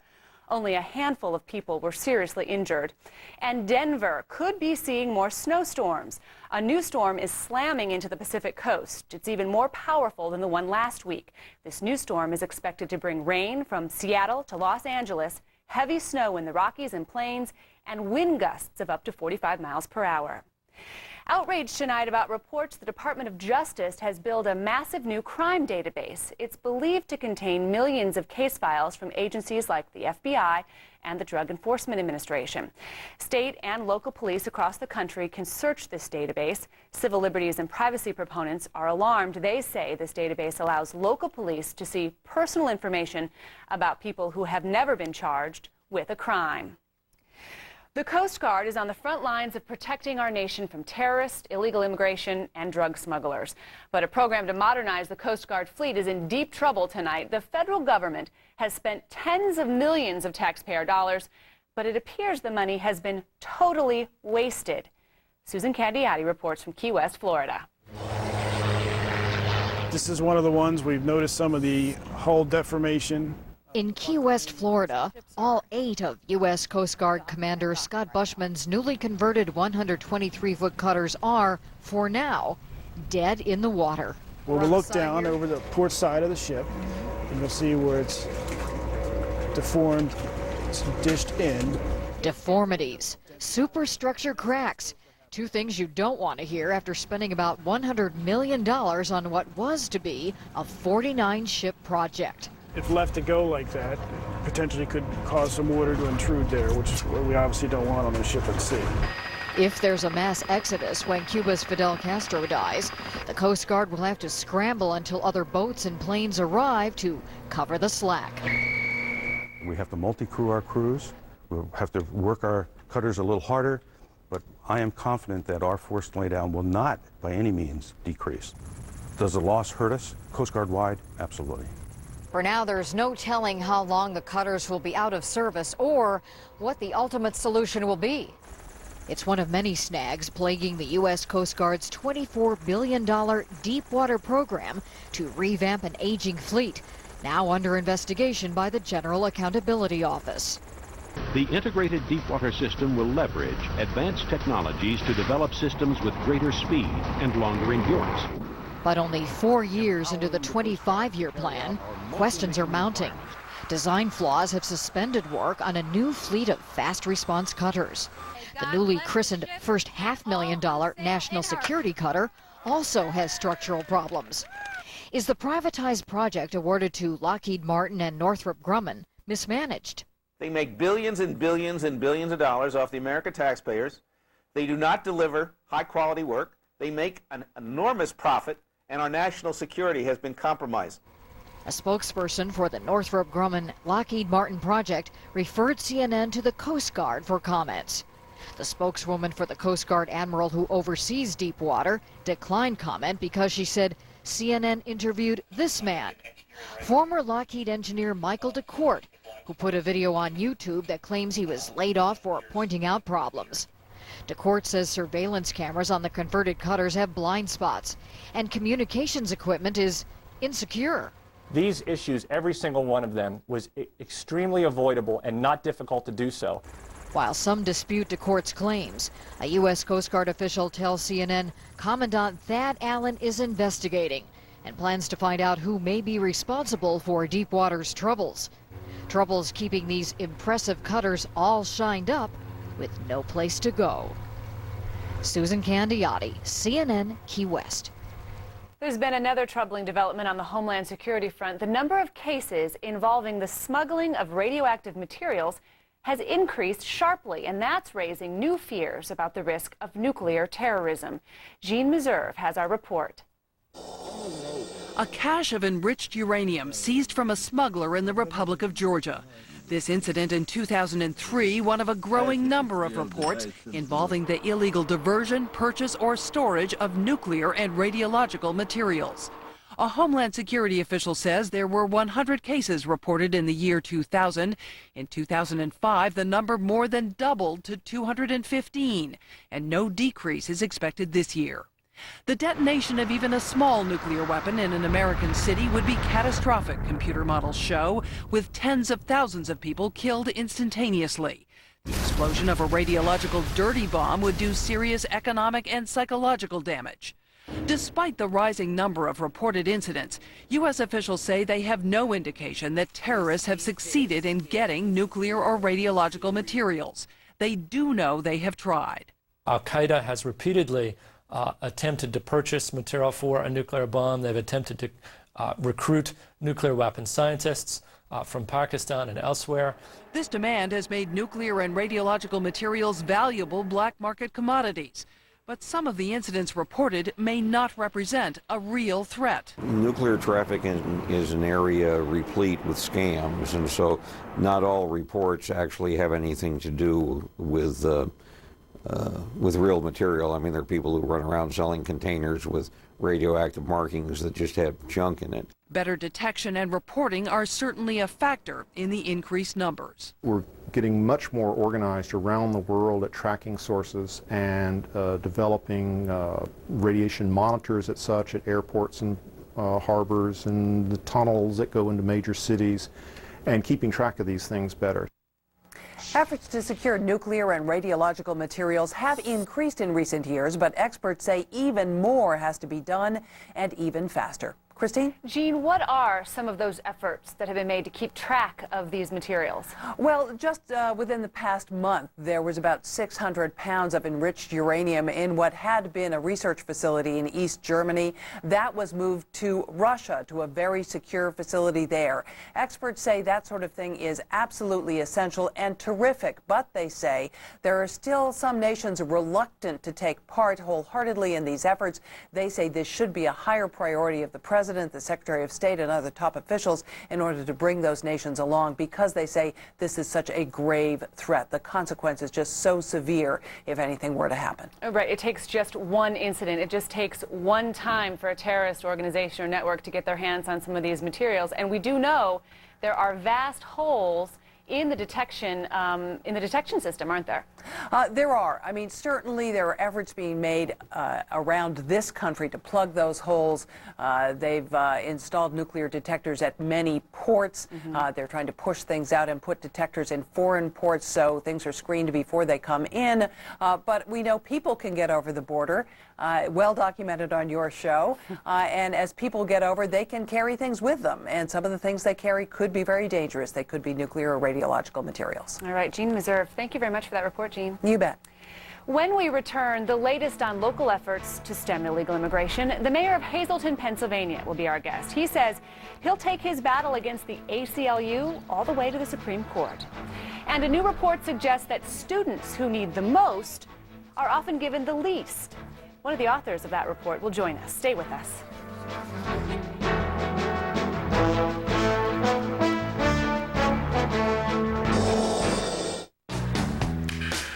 It's the time of the season when love runs high. In this time, moving your 401ks to Fidelity is groovy.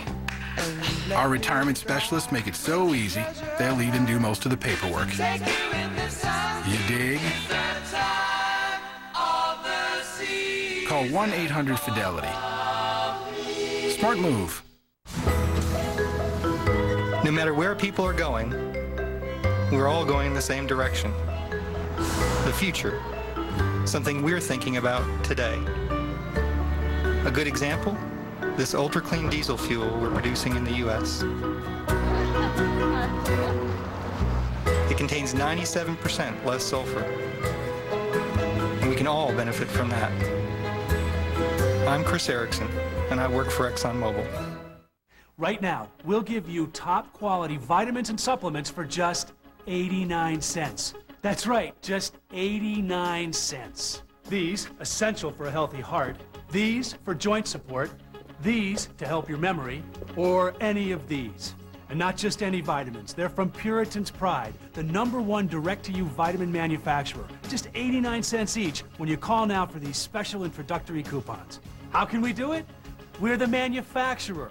We make them with the highest quality ingredients. We sell them directly to you, and right now you can try them for just 89 cents. There's no obligation. Your satisfaction is 100% guaranteed. Plus, call now and you'll get the complete Puritan's Pride discount catalog free. You'll also get a $10 off bonus coupon good for any of the 1,400 top quality products you'll find inside. Call now for this special bonus, the Comprehensive Vitamins and Supplements to Live By Guide. Yours free. Call or go to PuritanTV.com right now. A message for people with diabetes. Diabetic neuropathy can cause stinging, burning, tingling, pain, numbness, or weakness in your feet and hands. But there is help. Call the American Diabetes Association at 1-800-DIABETES or visit diabetes.org. It's one small city in America, and it's at the forefront of the battle against illegal immigration. Hazleton, Pennsylvania has become a model for other communities trying to stem illegal immigration within their own city limits. But Hazleton now faces expensive legal challenges for those efforts. The mayor of Hazleton, though, says he won't back down, and he joins me now. Mayor Lou Barletta of Hazleton, Pennsylvania. Welcome back to the program. Nice to be here. Now, Escondido yielded, in California, yielded to the pressure that it was getting from groups who said you can't do this, and in fact turned around and even paid the people that were suing it. Are you at all, are you daunted at all by that? No, I'm not. You know, I'm sorry to hear what happened in Escondido. However, we did things a little differently in Hazleton. We put together one of the finest legal defense teams in the country. Some of it is pro bono, some of it is at discounted rates. Our insurance carrier is also covering us, as well as we started a defense fund, smalltowndefenders.com, where people from all over America are helping us defend ourselves. Mayor, one attorney with the National ACLU had this to say about the Escondido move and how it relates to Hazleton and other towns. Quote, other cities that have similar legislation should heed the lesson of this case. These ordinances will not withstand challenge and must be repealed. You have suffered some legal setbacks in the course of this legislation. Are you concerned? Well, we have. The plaintiffs who are suing us, the judge has ordered that their identities will be kept confidential from even us. So apparently you're being we sued will not... by people who are not being identified? Absolutely. We don't know who these people are, where they live, where they work. They could be invisible for all we know. Unfortunately, we will heed that challenge and continue on. We are not going to back down, and we will fight this all the way to the Supreme Court if we have to. Now, the ACLU declined our request or our invitation to appear on the program with you tonight, but we did get several statements, and I've spoken to Vic Volchek, who is the person for the ACLU in Pennsylvania who's been on this case. The mayor was unable to give statistics to support claims of problems illegal aliens have caused to Hazleton. There was no evidence to support any of his claims. I'm wondering, he gave no details of actual problems illegal aliens are causing in Hazleton. He says that he deposed you for some 7 hours in the course of this litigation, and in fact, he couldn't come back with any kind of clear, concise data about just what harm illegal immigration is doing to your town. How do you respond to that? That's quite amusing. Apparently, he forgot the illegal alien that shot 2 people on a busy street with hundreds of teenage high schoolers standing nearby, killing 1. Apparently, he forgot about the 29-year-old that was shot between the eyes by 2 illegal aliens, costing the city thousands of dollars. Apparently, he forgot about the 14-year-old illegal alien who was shooting a gun on a playground, or the drug dealers, over half last year, who were illegal aliens. And apparently, he forgot the statistic that over half of our entire budget for overtime in the police department was spent on 1 homicide committed by illegal aliens. If he wanted more statistics, I gave them to him. The school district, for example, English as a second language. In the year 2000, the budget was $500. Last year, that budget now is $1,145,000. So he may have to refresh himself on the notes from that deposition. Let me ask you, so often people like the ACLU and some of the Open Borders lobby, they say this is a war on immigration and on immigrants. You have told me before that that is simply not the case, that this is something to preserve a town for legal immigrants and for citizens. Explain that a little bit. That's correct. We are not rolling up the welcome mat for legal immigrants. However, illegal aliens are destroying the quality of life, and we simply cannot absorb the cost in our small budget, where we can no longer provide the level of public service to the legal, hardworking taxpayers of our community. This does not mean that we don't welcome legal citizens. Illegal is illegal, and it shouldn't go any further than that. So how far now does this legal battle go? Well, this battle right now is in federal court here in Scranton, Pennsylvania, and from there it will most likely go to the Third Circuit Court in Philadelphia, and I believe it will finally end up in the Supreme Court. We are one small city with limited resources, but we have a big heart who won't back down from this fight. Let me ask you, is there a way, Mayor, to write this legislation to make everyone happy? Is there a way to still preserve what you're trying to do, and that is to stem illegal immigration within your city limits, but at the same time satisfy the folks who say that this is some kind of racism? No, there's no race in illegal. Illegal is illegal, and we have. The ordinance that is before council and before the judge right now, we feel does not regulate immigration in any way. We punish businesses that hire unlawful workers and landlords that harbor illegal aliens. As far as the illegal immigrants, we leave that up to the federal government. Nobody in the city of Hazleton will be determining anyone's immigration status, and I believe we have found a way to defend ourselves, and we're willing to fight to prove that. Is there a point, Mayor, where this becomes too costly, where you have to throw in the towel? Well, there are 25 lawyers on the other side suing us, and the ACLU has a lot of money. We are one small city. We've set up a legal defense fund, City of Hazleton Legal Defense Fund, and anyone in America, and they have already, that wants to help us fight can do so through this website. You know, the Escondidos in this country, as well as Farmer Branch and many other cities, this fight, the battleground is really in Hazleton, Pennsylvania right now. And that's true. I mean, I spoke with somebody from the ACLU several months ago, actually, who said that that Hazleton is our Alamo, meaning they were really going to focus on this case and hope that it would deter other communities from doing the same that you are. Well, I could tell them that this is one mayor that will never stop fighting for the people in my community. All right. Mayor Lou Barletta, thank you so much for joining us. Thank you. And a reminder now to vote in tonight's poll. Do you believe the majority of our free trade agreements benefit or harm this country's middle class? Cast your vote at loudobbs.com. We'll bring you the results in just a few minutes. Still ahead, a new report on education says the federal government isn't giving the most to the children who need it the most. That story next.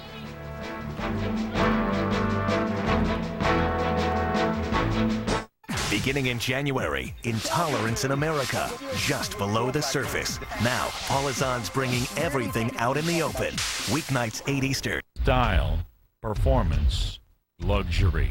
Your eyes and ears can be fooled, but follow your heart and experience refined excellence at Dick Hanna's Acura of Portland. Discover the exquisite tingle in your chest when you hug the curves in this 2007 Acura TL. Yours today for just $399 a month. Don't just drive, live. In this 2007 TL, only $399 a month. Dick Hanna's Acura of Portland on the east side at 120th and Southeast Stark. Queue up a free ringtone from Q-Tones. Call right now and get a ringtone at no cost to you. Just text your choice to 40100. Text D10 for Gold Digger. Text E10 for Wait, the Whisper Song. Text M10 for Sweet Home Alabama. Or text J10 for Super Mario Brothers. Text your choice and send it to 40100. And remember, text right now for a free ringtone from Q-Tones. If you're tired of paying for high-priced, old-fashioned help wanted ads in the newspaper, then do what over 1,000 other business owners have done. Make the switch to PortlandJobFinder.com. Brought to you in partnership with Comcast Spotlight.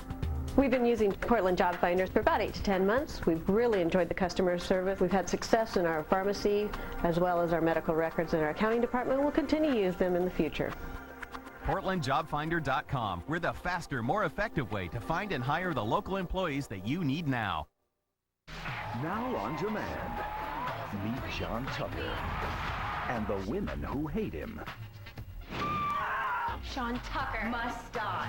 Hasta la vista. Execute.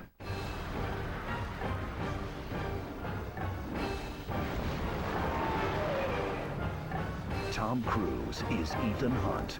Mission Impossible 3, now on demand. Hit movies without the trip to the video store. On demand with Comcast Digital Cable. From all of us, happy holidays and best wishes in 2007.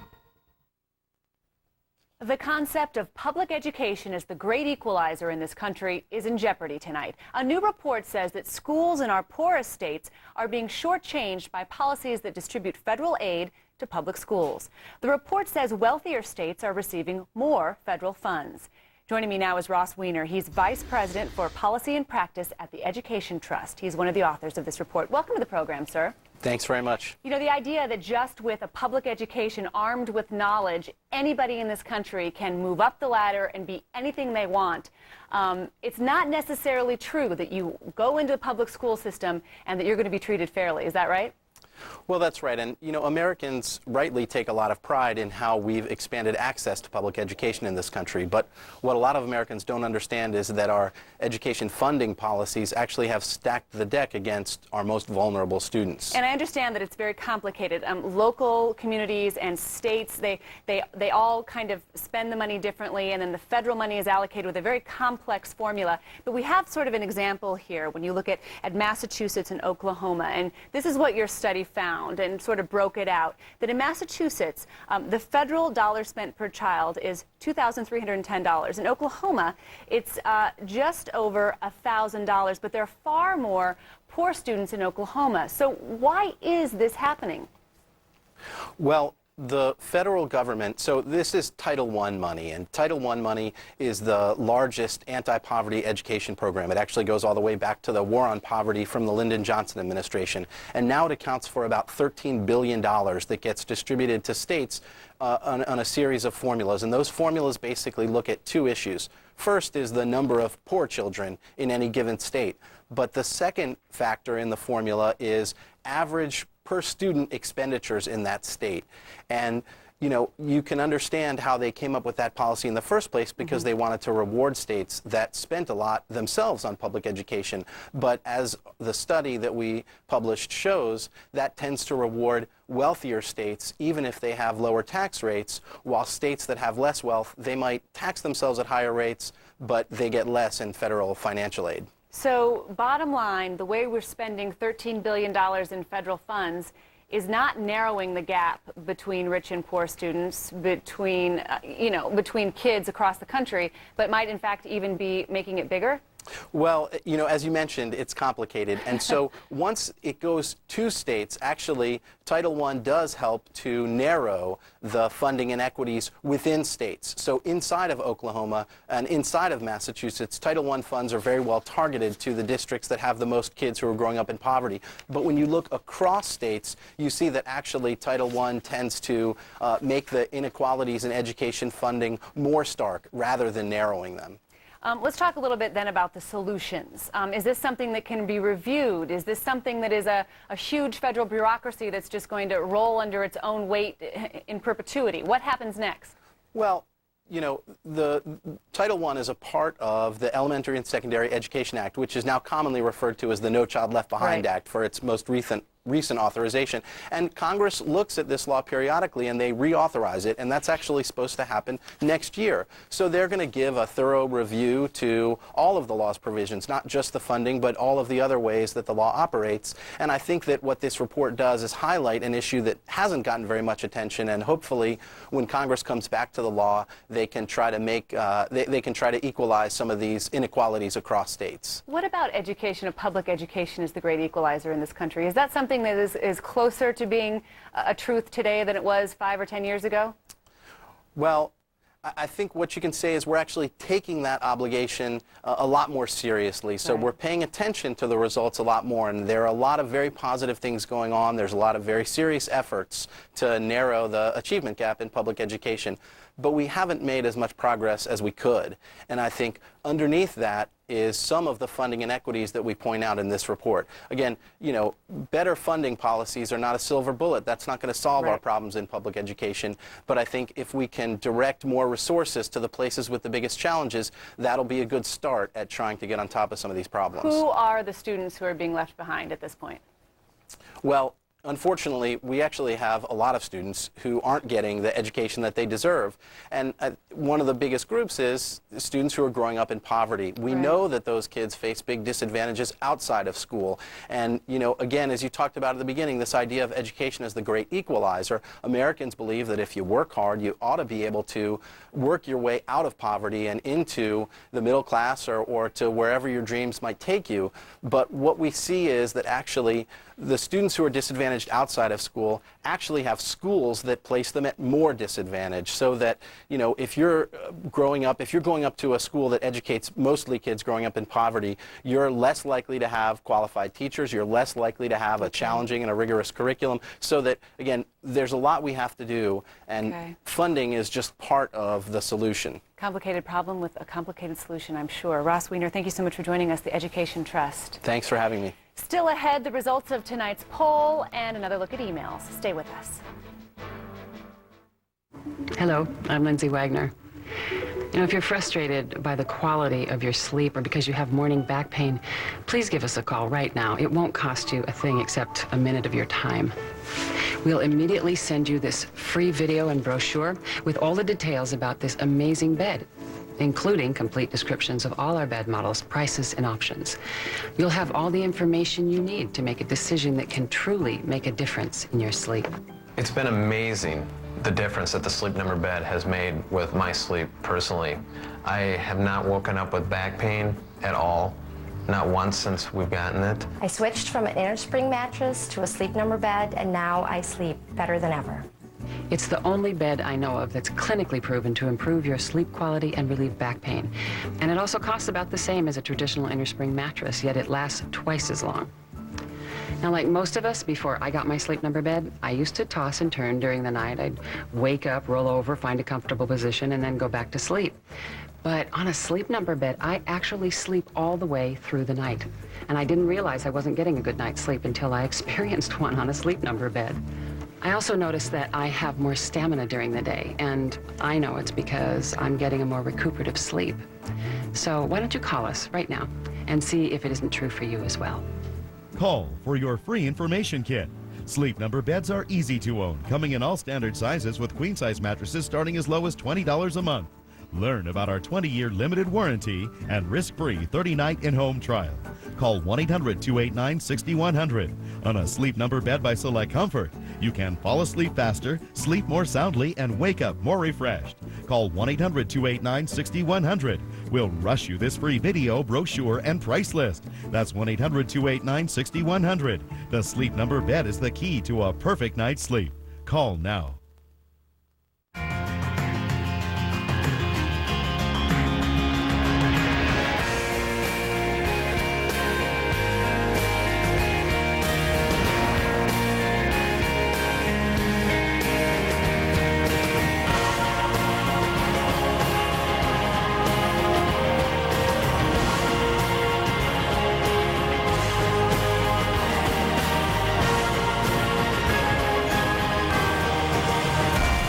Closed captioning hours on CNN, sponsored in part by Jennifer Convertibles. From Jennifer Convertibles, a Simmons microfiber sofa bed, just $2.99. Only at Jennifer, $2.99. Jennifer Convertibles, the only place to buy a sofa bed. And now the results of tonight's poll. 97% of you say the majority of our free trade agreements harm this country's middle class. Time now for more of your thoughts. Howard in Kentucky. I would like to congratulate the astute U.S. trade negotiators. The deal with India is a classic. We give them nuclear technology and cannot inspect their weapons program. In return, we get a few mangoes. Gee, what a great deal. Ron in Florida, I find it disgusting that our so-called president can pardon 16 convicted felons, but can't do the same thing for 2 brave Border Patrol agents who did their jobs. He should be impeached before he can do more harm. Pat in Michigan, does President Bush think we still believe it's jobs Americans don't want? Swift and company brought wages down, fired Americans, hired illegals, and said Americans don't want those jobs. Ian in Florida, in light of the